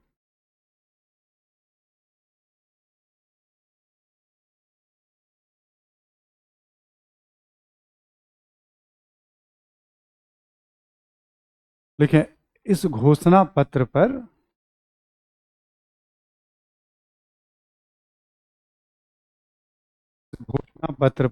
प्रबोधन युगीन विचारकों का प्रभाव था। इस घोषणा पत्र पर जो घोषणा की गई उस पे प्रबोधन युगीन विचारकों का प्रभाव था। प्रबोधन युगीन विचारकों का प्रभाव था। जैसे इसमें था कि भाई हमारे कुछ प्राकृतिक अधिकार हैं और आप उसे छीन नहीं सकते हैं। जॉन लॉक ने ये बात कही थी, ठीक है। संपत्ति का अधिकार, जीवन जीने का अधिकार, ये सब नेचुरल राइट है और आप इसे छीन, किसी को ये अधिकार नहीं है। रूसों की बातों का प्रभाव था इसमें, वोल्टेयर की बातों का प्रभाव था, जॉन लॉक की बातों का प्रभाव था। घोषणा पत्र बहुत फेमस है, ये माइलस्टोन है विश्व इतिहास का ये घोषणा पत्र।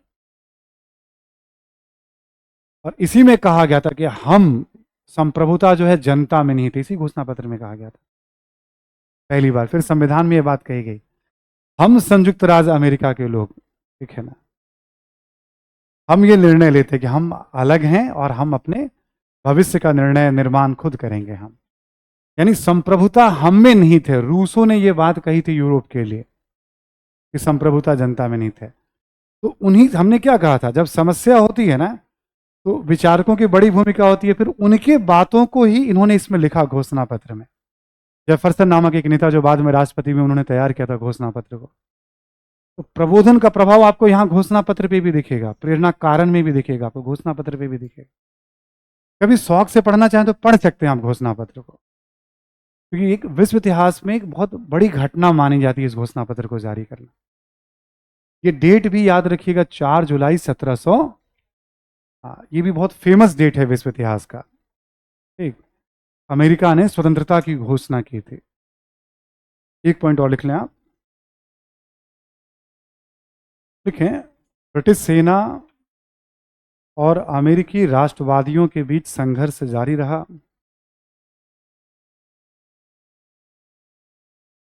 और अमेरिकी राष्ट्रवादियों के बीच हिंसक संघर्ष जारी रहा।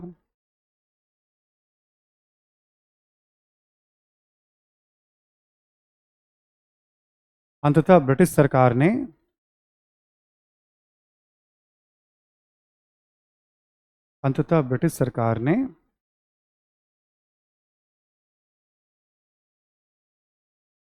ब्रिटिश सरकार ने 1783 ईस्वी में, 1783 में अमेरिकी स्वतंत्रता को मान्यता प्रदान की। अमेरिकी स्वतंत्रता को मान्यता प्रदान की।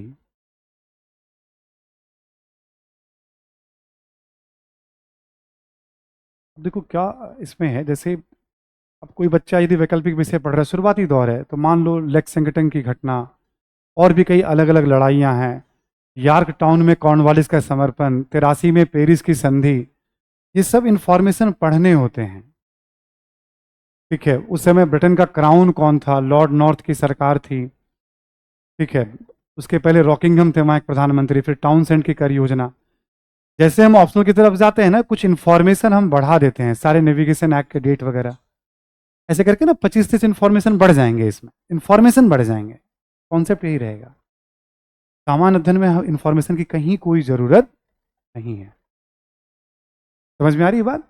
कभी कुछ ऐसे पढ़ रहे हैं, सामने आ गया, अच्छा जॉर्ज तृतीय की सरकार थी, ठीक है भाई, जॉर्ज तृतीय था कोई, मतलब लॉर्ड नॉर्थ उस समय था, तो ऐसी वाली बात है, उसको ऐसे इग्नोर कर दीजिएगा। कहानी बस रखिएगा दिमाग में, क्यों कि बस एक स्टोरी कैसे कैसे ये घटना घटित हुई, पहले अहिंसक हुआ फिर हिंसक हुआ। ठीक है, और मेजर कॉन्सेप्ट हमने बता ही दिया था, यूरोपियन लोग थे अमेरिका में लड़ने वाले। इंटरेस्टिंग बात है, कॉर्नवालिस जो एक सफल गवर्नर जनरल माना गया भारत में, आपको याद होगा, बंगाल का गवर्नर जनरल कॉर्नवालिस ही मुख्य सेनापति था, जिसने 1781 में यॉर्क टाउन नामक जगह पे वाशिंगटन के आगे उसने समर्पण किया था। कॉर्नवालिस बहुत क्षुब्ध था ब्रिटिश सेना के परफॉर्मेंस से और अमेरिका में की गई ब्रिटिश गलतियों से। अंग्रेजों को देखो, जिस व्यक्ति ने समर्पण किया हो, कंपनी ने और ब्रिटिश सरकार ने उसको पकड़ करके भारत का गवर्नर जनरल, बंगाल का गवर्नर जनरल, कि जाओ तुम वहां पे, और आप देखोगे वो कैसे आकर के यहाँ पे सिस्टम बनाता है कॉर्नवालिस ने। 83 में अमेरिका स्वतंत्र हुआ, 84 का पिट्स इंडिया एक्ट आया, उसमें साफ साफ प्रोविजन उसमें किए गए थे पिट्स इंडिया एक्ट में, और फिर 86 में कॉर्नवालिस को गवर्नर स्पेशल एक्ट आया और बनाकर, सारी घटनाएं कनेक्टेड हैं। एक बार ऑप्शनल में कभी सवाल आया था, वो आपके काम का नहीं है, सवाल वगैरह मैं बताऊंगा आपको, कि अमेरिकी क्रांति ने अमेरिका को एक उपनिवेश से वंचित किया, तो दूसरे उपनिवेशों में ब्रिटेन की पकड़ को मजबूत, ब्रिटेन को एक उपनिवेश से वंचित किया तो दूसरे उपनिवेश में उसकी पकड़ को मजबूत। एकदम सीधा सीधा उत्तर है, मॉडर्न इंडिया पढ़ा हुआ है, लिया हमने, 2-4 एग्जाम्पल यहाँ वहाँ से और कलेक्ट किया। इसलिए हमने कहा था कि आपको अंडरस्टैंडिंग इसमें जो जो टॉपिक पढ़ेंगे उसकी अच्छी हो जाएगी। जिन बच्चों का ऑप्शनल हो बस थोड़ा इन्फॉर्मेशन ऐड कर लेंगे। कोई भी सब्जेक्ट पढ़िए आप, ऑप्शनल वगैरह में भी हमेशा ध्यान रखिएगा, क्वेश्चन उत्तर से कभी क्वालिफाई नहीं करेंगे आप, ऑलवेज। टॉपिक पे पकड़ रखिए, कोई भी क्वेश्चन आए कॉन्फिडेंस होना चाहिए, उस क्वेश्चन को रौंद देंगे।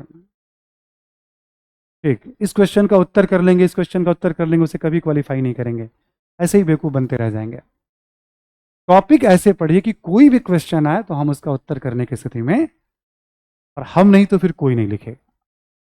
इसलिए हमेशा टॉपिक तैयार किया जाता है नए मॉडल में। ठीक, क्योंकि एक टॉपिक था तो कुछ बच्चों का होता है तो थोड़ा मैं उनको बता दूं कि भाई देखो ये सब बातें हैं, इसमें अंतर है जीएस में और ऑप्शनल में। ठीक, बहुत कम लोग कर पाते हैं, बहुत कम लोग कर पाते हैं, क्योंकि मेरा फोकस ही पूरी तरह से जीएस रहता है और ऑप्शनल पढ़ाया हुआ है। हमें याद है कि ऑप्शनल में हम क्या क्या चीज़ें और ऐड कराते हैं, कितने तरह के क्वेश्चंस पूछे गए हैं, वो सब ध्यान रहता है ऑप्शनल में। तो वो सब भी ध्यान में रहता है कि नहीं इसकी यहाँ जरूरत नहीं है। जीएस में सवाल आया है, 1.5 क्वेश्चन आया अमेरिकी क्रांति से, 1.5, 1.5। एक कारण पे सिंपल सवाल पूछा था, आर्थिक कारण कैसे क्रांति के लिए उत्तरदायी था, और एक अमेरिकी और फ्रांसीसी क्रांति का महत्व पूछा है। बस एक ही क्वेश्चन में अमेरिकी और फ्रांसीसी क्रांति का महत्व पूछ लिया। तो 1.5 क्वेश्चन हो गया, एक फुल क्वेश्चन आया और एक हाफ क्वेश्चन आया। ठीक है, जीएस में ऐसे ही एक्सपेक्टेशन होते हैं क्वेश्चंस के। एक टॉपिक कंप्लीट है आपका, ये इन्फॉर्मेशन इसमें और बढ़ जाएगा। जब आप किताब वगैरह पढ़ेंगे, सब्जेक्ट के लिए जाएंगे तो इन्फॉर्मेशन बढ़ जाएगा। ठीक है, इन्फॉर्मेशन का उत्तर लेखन में रोल नहीं होता है, प्रश्न को समझने में कभी कभी रोल होता है। ठीक है, उत्तर लेखन में तो यही लिखना है, कॉन्सेप्ट लिखना है आपको। विश्व इतिहास थीम है, बहुत इजी है, तो कोई विवाद भी नहीं है। जैसे अपने यहाँ मॉडर्न इंडिया में बहुत दृष्टिकोण हो जाता है, यहाँ कोई दृष्टिकोण, सीधे सीधी कहानी है, बस थीम है, थीम पकड़ना, अंडरस्टैंडिंग पकड़नी होती है। चलिए, तो कारण की बात कर ली हमने। एक बार आप क्या करिए, सिनॉप्सिस वाला मॉडल, जो बच्चे ऑनलाइन, तो बहुत सारे बच्चे पहली बार मेरी कोई क्लास देख रहे होंगे। हमने बताया कि जब भी कोई टॉपिक पढ़ें उसको घर पे जाकर के उसका सिनॉप्सिस बनाइए। जैसे आप देखेंगे यहाँ पे एग्जांपल देके मैं आपको बताऊं, इसलिए सारा कारण हमने बोर्ड पे रखा है। जैसे अमेरिकी क्रांति का कारण पढ़ रहे हैं हम, तो आपने लिख लिया आर्थिक कारण, एक पॉइंट लिख लिया, राजनीतिक कारण, सामाजिक कारण, ऐसे देखेंगे आप। एक बौद्धिक कारण, सप्तवर्षीय युद्ध 5वां हो गया, अमेरिकी प्रतिक्रिया क्या थी इस पे। ठीक, एक सरकार की प्रतिक्रिया क्या थी इस पे, सरकार का अगला कदम क्या था, बोस्टन चाय पार्टी क्या थी। ठीक, सरकार का कठोर कदम। ठीक है, फिलाडेल्फिया सम्मेलन, संघर्ष। अभी क्या हुआ, हमने सपोर्ट में पॉइंट्स बना लिए हैं, एक बार रीडिंग कर ली, वो पॉइंट्स याद है तो हमें घटनाक्रम क्रम से याद है, कारण हो गए। हिस्ट्री में प्रायः कारण परिणाम महत्व के सवाल होते हैं, ये एकदम से स्टैब्लिश्ड होता है। कारण पढ़ना है हमें किसी घटना का, परिणाम पढ़ना है, महत्व पढ़ना। 57 का विद्रोह किसी को याद हो तो हमने बताया था, कारण में देखो कि कारण पे या तो पूरे कारण पे सवाल होंगे या एक दो कारण पे सवाल पूछे जाते हैं।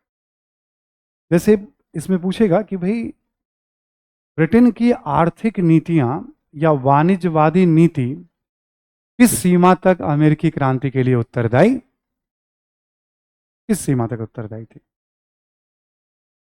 किस सीमा तक या कहां तक। मैं बोर्ड पे लिख दे रहा हूं थोड़ा यहां पे, है ना, एक बार।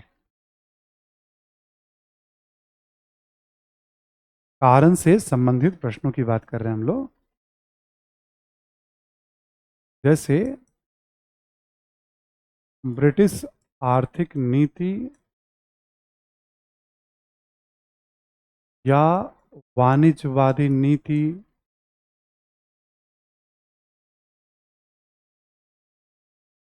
किस सीमा तक, किसी को कभी कभी कर देगा कहां तक, हाउ फार, है ना। ठीक है, ब्रिटिश आर्थिक नीति या वाणिज्यवादी नीति किस सीमा तक अमेरिकी क्रांति के लिए उत्तरदायी थी।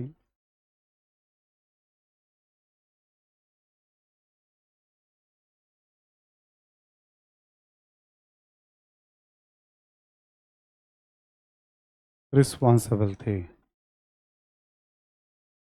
हमने आपको पहले भी बताया है कि कोई भी जब हम आंसर लिखते हैं, ठीक है, बहुत ऑब्वियस है, तो मैं स्टार्ट करेंगे आंसर हम, है ना। हमने कहा आपको कि जब आप क्लास करते हैं, अक्सर राइटिंग में आप स्टार्ट को लेकर परेशान होते हैं। स्टार्ट की बड़ी भूमिका नहीं होती है, स्टार्ट और कंक्लूजन को लेकर परेशान नहीं होना चाहिए। हमेशा आप कोशिश करिए कि इस प्रश्न में हमें क्या लिखना है? ब्रिटिश आर्थिक नीति या वाणिज्यवादी नीति, यानी अमेरिका को लेकर के अंग्रेजों की जो आर्थिक नीति किस सीमा तक क्रांति के लिए उत्तरदायी थी? यानी आपसे कह रहा है आर्थिक कारण के बारे में बताइए आप। 1756 से पहले और 1756 के बाद स्टाम्प एक्ट वगैरह जो आया, बोस्टन चाय पार्टी वगैरह की जो घटना हुई है ना, हमने क्या किया, अब हूबहू कारण नहीं लिख रहे हैं, बल्कि हम आर्थिक कारण को पहले लिख देंगे हम। ठीक है, आर्थिक कारण लिखने के बाद अन्य कारण की भी चर्चा,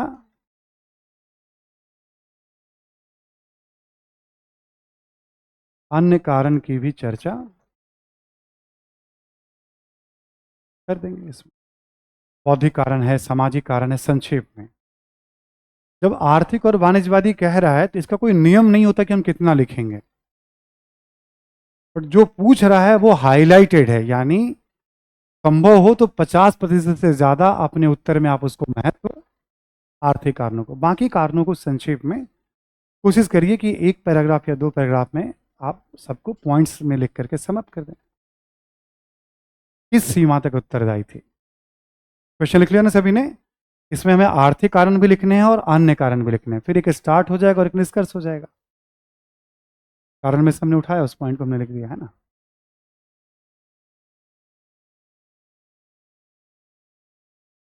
ठीक, क्वेश्चन चेंज कर दिया हमने।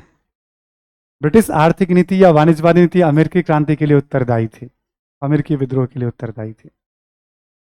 ठीक, स्पष्ट करें।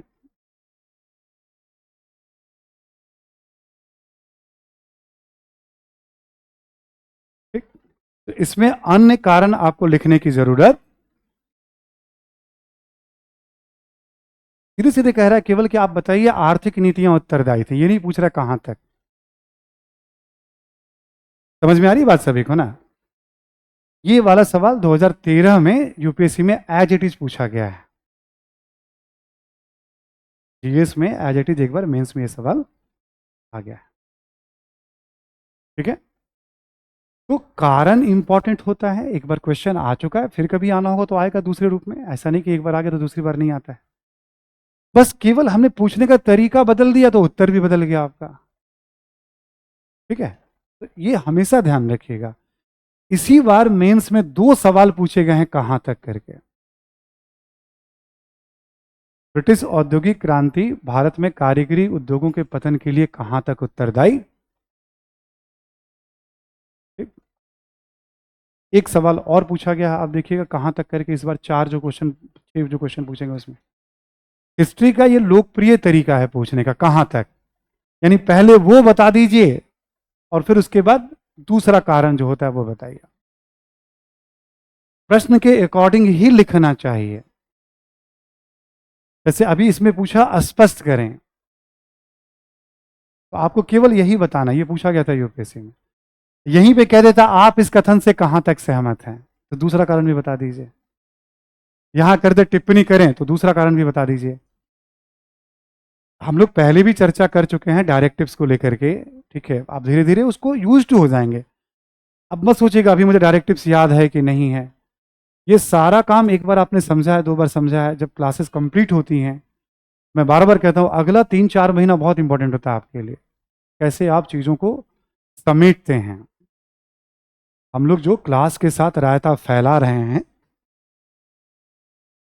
उस रायते को आप कैसे समेटेंगे कोचिंग कंप्लीट होने के बाद, वहां से तय होता है फिर आगे कब आप एग्जाम में अच्छा करने वाले हैं। यदि वहां बिखर गए तो आपको फिर 1.5-2 साल अभी टाइम और लगने वाला है। इसलिए हमेशा कहते हैं कि क्लास के साथ केवल क्लास नोट्स पे कमांड करो, बहुत पढ़ने की जरूरत नहीं है एग्जाम में। ठीक है, हम बहुत सारी योजनाएं बनाते हैं, इतनी सारी बात अभी याद रह जाए तो बहुत है। ठीक है, क्लास नोट्स पे कमांड करो। जो बच्चा इस फॉर्मूले को समझ जाता है वो रेस में आगे निकल जाता है। कल एक सुझाव और भी दिया था, खास करके ऑनलाइन बच्चों को लेकर के भी, कि आप 3-4 घंटे से ज़्यादा क्लासेस कभी कभी हो सकती हैं, बट आपको डिसाइड करना है कि किस सब्जेक्ट की क्लास को अभी हम ड्रॉप करते हैं, बाद में वीडियो क्लास देख लेंगे हम। क्योंकि आप जो पढ़ते हैं यदि आप उसको डाइजेस्ट नहीं कर पाएंगे तो पढ़ना आपका सब बेकार हो गया। ये कोई, जैसे हम मान लो किसी शहर में गए हैं, जैसे भुवनेश्वर है, मंदिरों का शहर है, एहोल है, मंदिरों का शहर है, 100 200 500 मंदिर है, हर मंदिर में जाते हैं, ठीक है ना। तो ये वैसा वाला नहीं कि हर क्लास में अटेंडेंस, ठीक है ना। आपको लग रहा है 3-4 घंटे की क्लास को डाइजेस्ट करने में आपको 4-6 घंटे लगेंगे, फिर पिछले क्लास को बिना रिवीजन किए हुए आप आगे बढ़ रहे हैं, तो आप बेसिक को फॉलो नहीं कर रहे हैं, तो वो कहने के लिए खाना पूर्ति हो जाएगी। हम कोचिंग कर रहे हैं, क्लासेस इसलिए कराई जाती हैं कि टाइम पे कोर्स हो जाए। संस्था का ये रहता है कि भाई बच्चों को, बहुत सारे बच्चे हैं, उनका टाइम पे हो जाए, या आपको कॉल लेना होता है यदि आप ऑनलाइन हैं। यानी हम 3-4 घंटे से ज़्यादा क्लास को हम वो डिसाइड कर लीजिए आप। किसी को लगता है कि नहीं वर्ल्ड हिस्ट्री ड्रॉप कर दीजिए, आप बाद में देख लीजिएगा वर्ल्ड हिस्ट्री को, ठीक है। 4 घंटे यदि क्लास चल रही है, आप 2-2 घंटे करके 2 क्लास, तो बहुत है। उसको डाइजेस्ट करिए, और पुराने क्लास नोट्स को हमेशा रिविजन। इंपॉर्टेंट केवल आगे भागना नहीं है, पीछे देखना है कितना आगे भागें सफर तय के। पीछे का पता ही नहीं कहाँ कहाँ दौड़ के हम आ रहे हैं। हम जहाँ खड़े हैं बस वो हमें पता है, अमेरिकी क्रांति। पीछे इतना कुछ पढ़ चुके हैं, पता ही नहीं पीछे क्या पढ़े हैं हम। तो फिर ऐसे पढ़ाई का भी बहुत कॉन्फिडेंस बिल्ड नहीं होगा आपका, और आगे टाइम बहुत लग जाएगा आपको। क्लास में है तो उसका एडवांटेज अलग तरीके से लिया जाता है, सेल्फ कर रहे हैं तो उसका अलग तरीका होता है। इसलिए रोज 1-2 घंटा पीछे की चीज़ों को कंसोलिडेशन के लिए टाइम निकालना है। जैसे जैसे नंबर ऑफ सब्जेक्ट आपके बढ़ेंगे, आप पे दबाव बढ़ता जाएगा। हर कोई पुश करता है अपने आप को, आपको भी पुश करना है, टाइम मैनेज करना है आपको, ठीक है। और कभी भी गति नहीं, जैसे हार्ट बीट बहुत ज़्यादा नहीं, आज का छूट गया, कल का रह गया। रिलैक्स होकर के कंसोलिडेशन का काम करना है। Consolidation is very important. हाँ, ये हमें ध्यान है, ये हमें, जैसे अब अमेरिकी क्रांति का कारण आपको पॉइंट्स के रूप में मान लो 10 कारण हमने लिखवाए, 11 कारण पॉइंट्स, जितना मर्जी बना लो, 15-20 बना लो, जो लिखवाए बोर्ड पे। आप 1 महीने बाद रिवीजन करो तो लगे कि हाँ 5-7 पॉइंट्स हमें ध्यान है इसमें। वो तभी हो पाएगा जब आप रिवीजन करते रहोगे, आज तो पूरे पॉइंट्स आपको याद हो जाएंगे। इसलिए कंसोलिडेशन भी बहुत ज़रूरी है। पीछे जो पढ़ रहे हैं आप, जो ऑफलाइन बच्चे हैं उनका हमें ध्यान है, आपने इकोनॉमी और मॉडर्न इंडिया तो पढ़ा ही है। इसके अलावा और जो भी सब्जेक्ट, अभी इकोनॉमी चल रही है क्लास आपकी, ठीक है। अभी कौन सी क्लास चल रही है? और अच्छा, केवल यही चल रही है अभी, तो दूसरा आ जाएगा फिर कोई ना कोई, ठीक है। तो आप कितना कंसोलिडेट उसको कर रहे हैं, बहुत इंपॉर्टेंट है। सी सेट वाली कोई क्लास अभी लॉन्च हुई है क्या? आप लोग के लिए तो नहीं हुई है ना अभी तो, क्योंकि वो ज़रूरी है जिनको पीटी देना है। एक ऑनलाइन क्लासेस शुरू हुई है ना सी सेट की मेरे ख्याल में, ठीक है, एक शुरू हुआ, स्टार्ट हुआ है। कोई नहीं, आप, अच्छा मौका है, आप अपना रिवीजन करके एकदम दुरुस्त रखिए अपने आप को, ठीक है। सब कुछ टिप्स पे रखिए, टंग पे रखिए, ताकि दोबारा उसके लिए आपको टाइम न करना पड़े। अच्छा, सब कुछ याद है तो रिलैक्स रहिए, थोड़ा अखबार पढ़िए, घूमिए फिरिए, ऐसा भी नहीं पढ़ना है पढ़ना है पढ़ना है पढ़ना है पढ़ना है। मानसिक रूप से स्वस्थ रहना है, शारीरिक रूप से भी। यदि आपकी पकड़ अच्छी है तो रिलैक्स रहिए, ठीक है। और कुछ कुछ चीज़ों को थोड़ा बहुत, कुछ नॉवेल पढ़ रहे हैं, कुछ न्यूज़ वूज दे, मतलब कंस्ट्रक्टिव इंगेज रखिए अपने आप को, थोड़ा बहुत रिलैक्स रहिए। अपना टाइम वाइम, कुछ मूवी देखना हो, बात करनी हो, आप करिए वो सब। ऐसा नहीं है कि एकदम कि लेंस लगा के पढ़ाई करने से ही सफलता होती है, ऐसा नहीं है। वो काम आपको करते जाना है जो करना है, ठीक है। ये इंपॉर्टेंट है, तुम इधर पढ़ना मत, तुम पढ़ चुके हो सब, अब यहाँ एक पर्दा लगवा देंगे हम। चलिए आगे बढ़ते हैं हम लोग, है ना।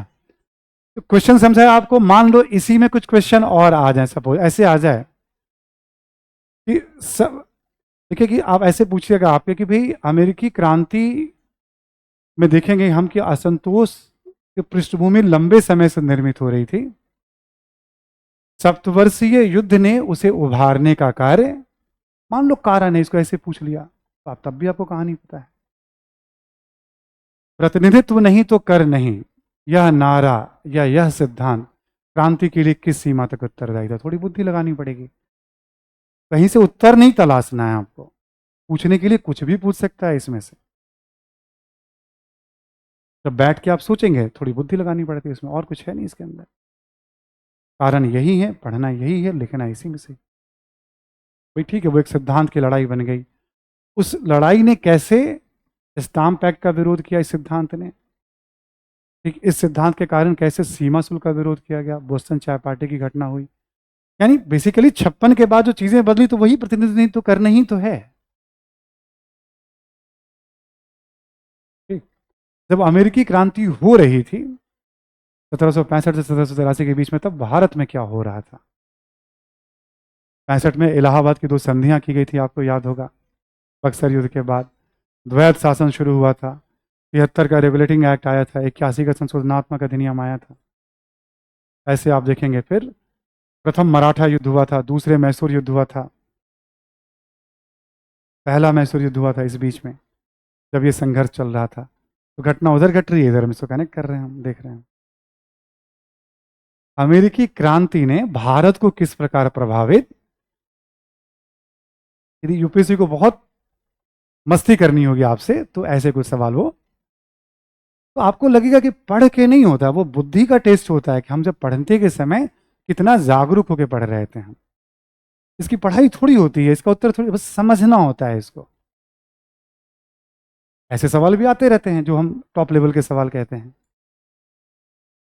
समझ में आ रही बात सभी को ना? यस। तो ऐसे करके जब यूपीएससी को मजा लेना होता है तो ऐसे सवाल भी कभी ड्रॉप कर देती है कि बच्चा केवल रट कर आया या घटनाओं को समझता भी है।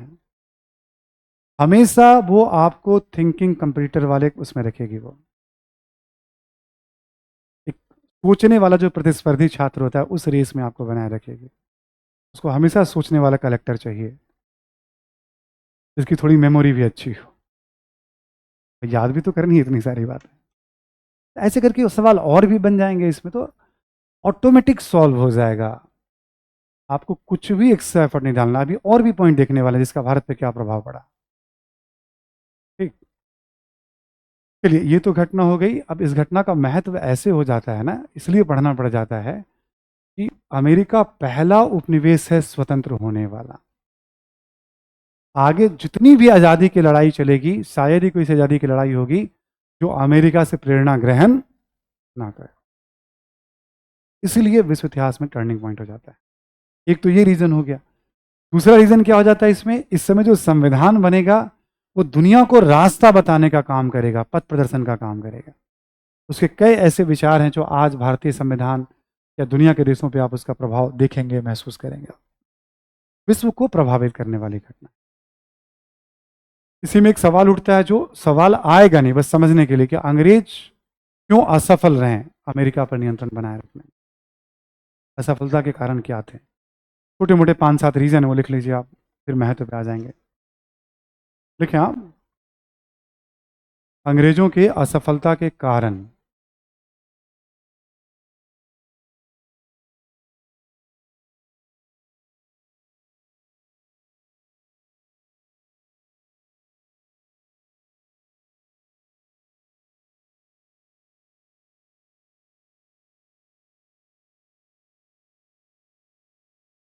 इसमें लिखें आप, पहला पॉइंट, कि अधिकांशतः ब्रिटिश सैनिक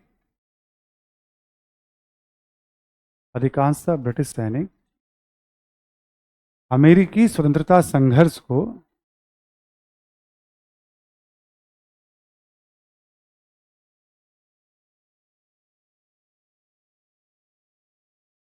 अमेरिकी स्वतंत्रता संघर्ष को गृह युद्ध के तौर पर देख रहे थे।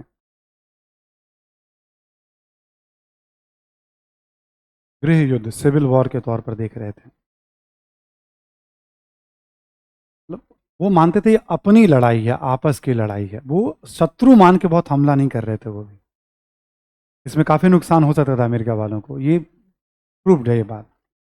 उनको भी लगता था ये अपने ही लोग हैं, मतलब शक्ति तो बरत रहे थे बट एक सीमा से ज्यादा शक्ति वो नहीं बरत रहे थे। एक रीजन था। अगला पॉइंट लिखें आप, ब्रिटिश संसद एवं समाज में भी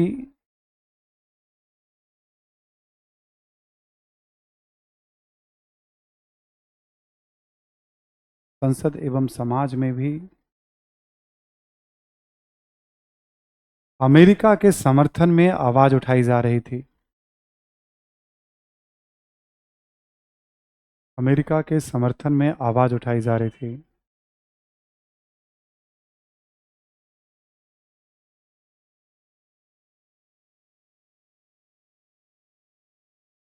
ठीक है, जैसे एडमंड बर्ग के बारे में हमने कहा, वो खुल करके आलोचना कर रहे थे ब्रिटिश नीतियों की। एडम स्मिथ वगैरह भी कह रहे थे कि आप वाणिज्यवादी नीतियों से बहुत फर्क, अब आप चलो अहस्तक्षेप, तब आपको बहुत फायदा मिलने वाला है। यानी वहां के विचारक भी कह रहे हैं कि आपकी नीतियां ठीक नहीं है आर्थिक दृष्टिकोण से भी। प्रेस पब्लिक में भी समर्थन था, क्योंकि अपने लोग थे ना, सब संबंध थे, ये भी रीजन था। अगला पॉइंट लिखें आप, लिखें आयरलैंड, आयरलैंड में विद्रोह की संभावना से भी सरकार चिंतित थी। आयरलैंड में विद्रोह की संभावना से भी सरकार चिंतित थी।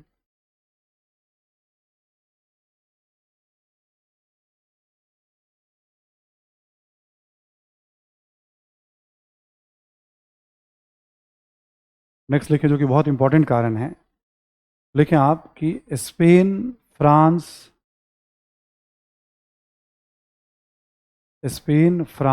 हॉलैंड इत्यादि देशों ने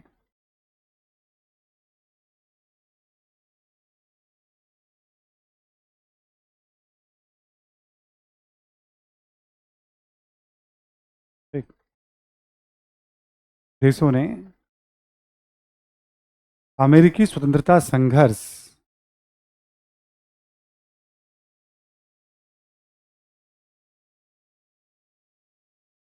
को समर्थन दिया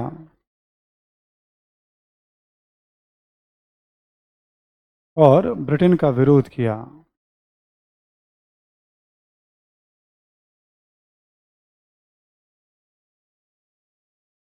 ये बहुत महत्वपूर्ण कारण माना जाता है इसको।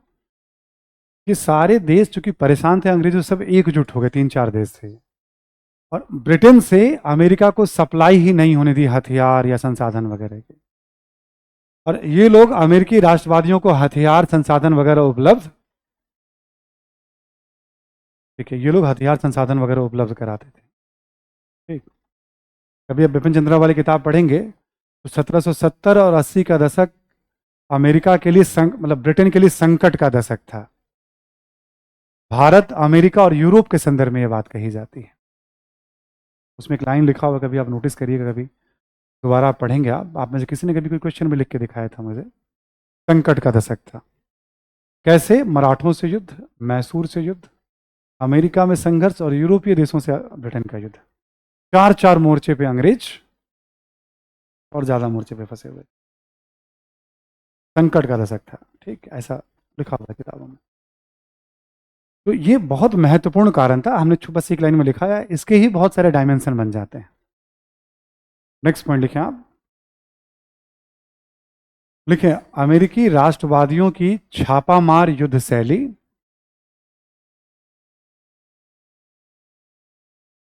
छापामार युद्ध शैली या गुरिल्ला वॉरफेयर भी कहते हैं इसको, छिप करके लड़ना, वो आमने सामने की लड़ाई नहीं लड़ते थे। ठीक, छापामार युद्ध शैली। ठीक, अच्छा, फिर ये था कि अमेरिका एक बड़े कॉज के लिए वहां के लोग लड़ रहे थे। जब बड़ा कॉज होता है तो उसमें त्याग, संघर्ष का भाव ठीक ठाक रहता है। अमेरिका वाले ने जॉर्ज वॉशिंगटन को अपना सेनापति बनाया था, ठीक है, और वो भी त्याग और साहस के एक बहुत बड़े उदाहरण थे। उनकी उपस्थिति मात्र से लोग मतलब ऊर्जावान, अच्छा अनुभव भी था उन्हें युद्ध वगैरह का, वॉशिंगटन को। ठीक है, सफल नेतृत्व भी रहा उनका। ऐसे ऐसे करके 8-10 कारण बताए जाते हैं, बट आपसे इस पर सवाल नहीं पूछे जाएंगे एग्जाम में कभी भी। बस समझने के लिए कि ब्रिटेन को सफलता क्यों नहीं मिली, अमेरिका वालों को सफलता क्यों मिली। अब आप शीर्षक दे लिखिए, अमेरिकी क्रांति का महत्व। अमेरिकी क्रांति का महत्व।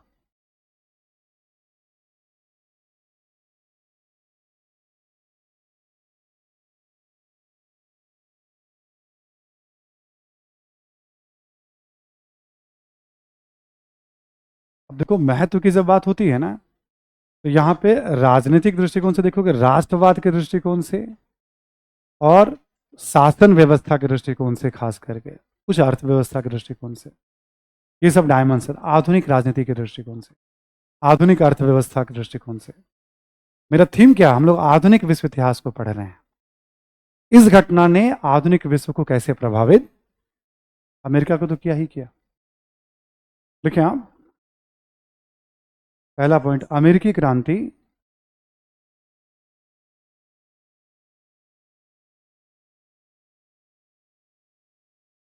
न केवल अमेरिका बल्कि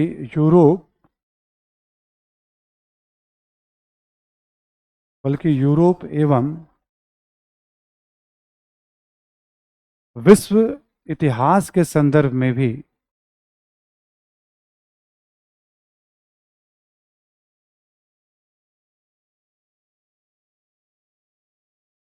एक महत्वपूर्ण घटना मानी जाती है।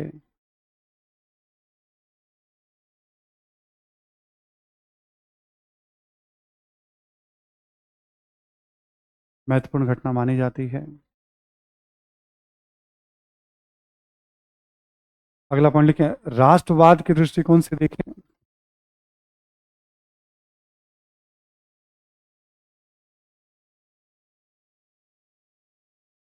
राष्ट्रवाद के दृष्टिकोण से देखें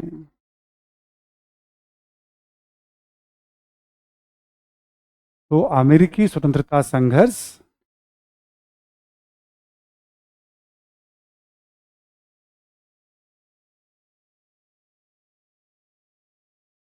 उपनिवेशवाद के विरुद्ध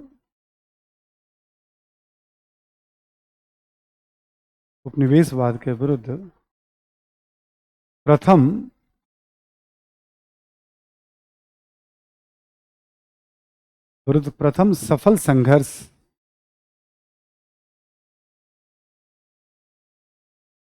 सफल संघर्ष का उदाहरण है।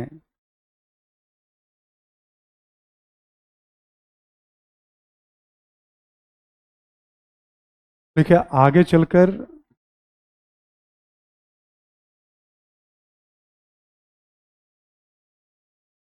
चलकर विश्व में कहीं भी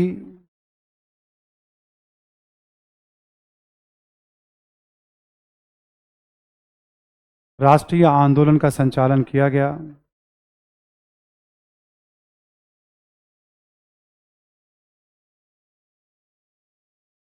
उस पर किसी न किसी रूप में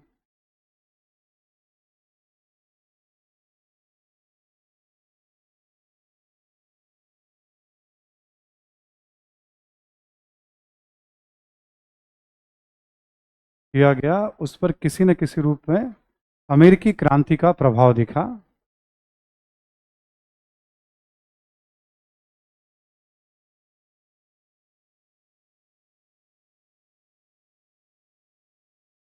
अमेरिकी क्रांति का प्रभाव दिखा। लेकिन जैसे भारत पर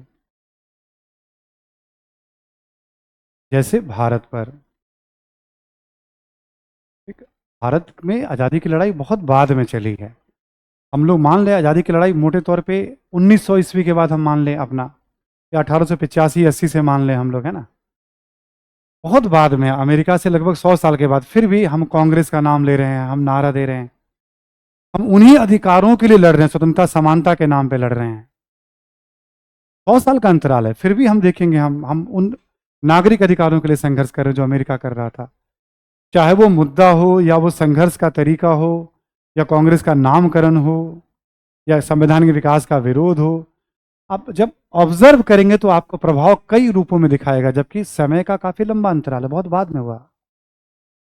तो कुछ न कुछ सबने प्रेरणा अमेरिका से ली है। बहुत बड़ी घटना इस सेंस में हो जाती है अमेरिकी राष्ट्रवाद के दृष्टिकोण से। इसी में अगला पॉइंट लिखें आप,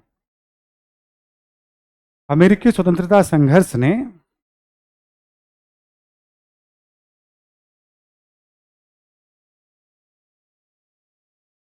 दक्षिण अमेरिकी राष्ट्रों को भी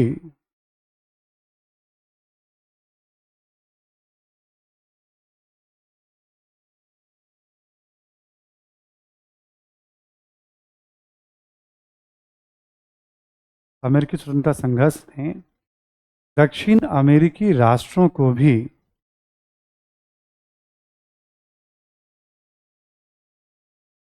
स्वतंत्रता के लिए प्रेरित किया।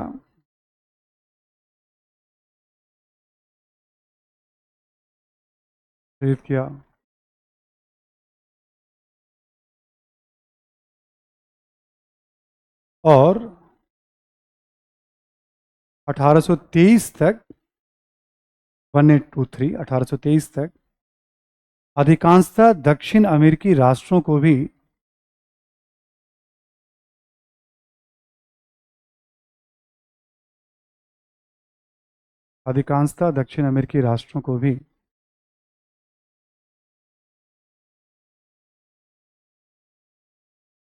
स्वतंत्रता मिली।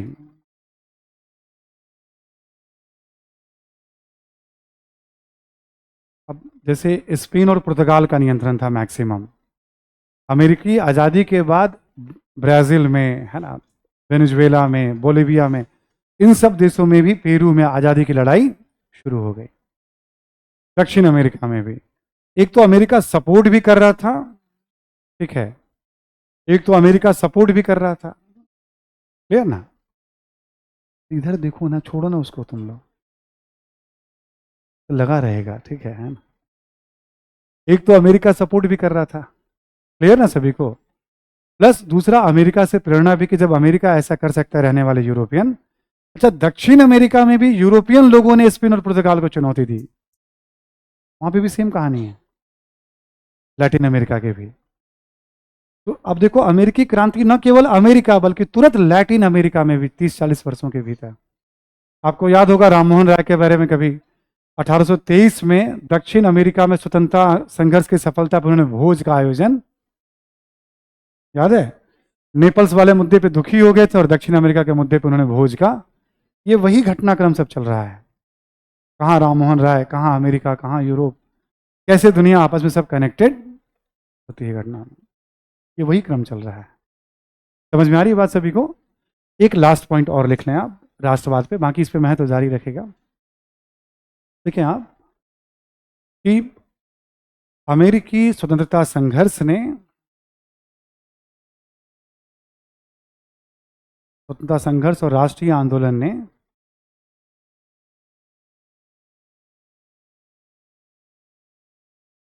यूरोपीय राजनीति को भी प्रभावित किया,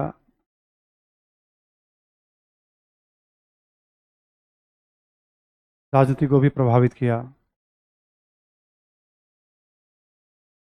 जैसे फ्रांसीसी क्रांति,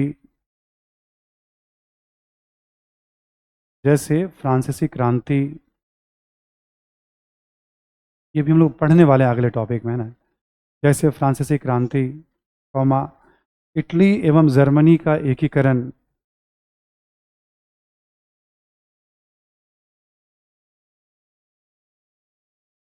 ब्रिटिश राजनीति इत्यादि।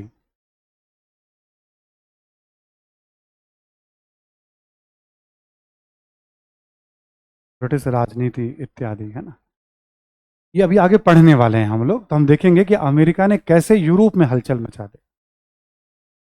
तो अब ये सब पढ़ रहे हैं राष्ट्रवाद के पॉइंट ऑफ व्यू से। इटली के एकीकरण राष्ट्रवाद की सफलता है, फ्रांसीसी क्रांति राष्ट्रवाद की सफलता है, एक अमेरिकी क्रांति ने राष्ट्रवाद के क्षेत्र में हलचल कैसे।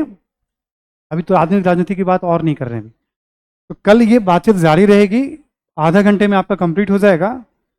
फिर हम लोग आ जाएंगे फ्रेंच रिवॉल्यूशन पे, जैसे जैसे क्रम है ना वैसे आगे बढ़ेंगे, ठीक है। Thank you everyone.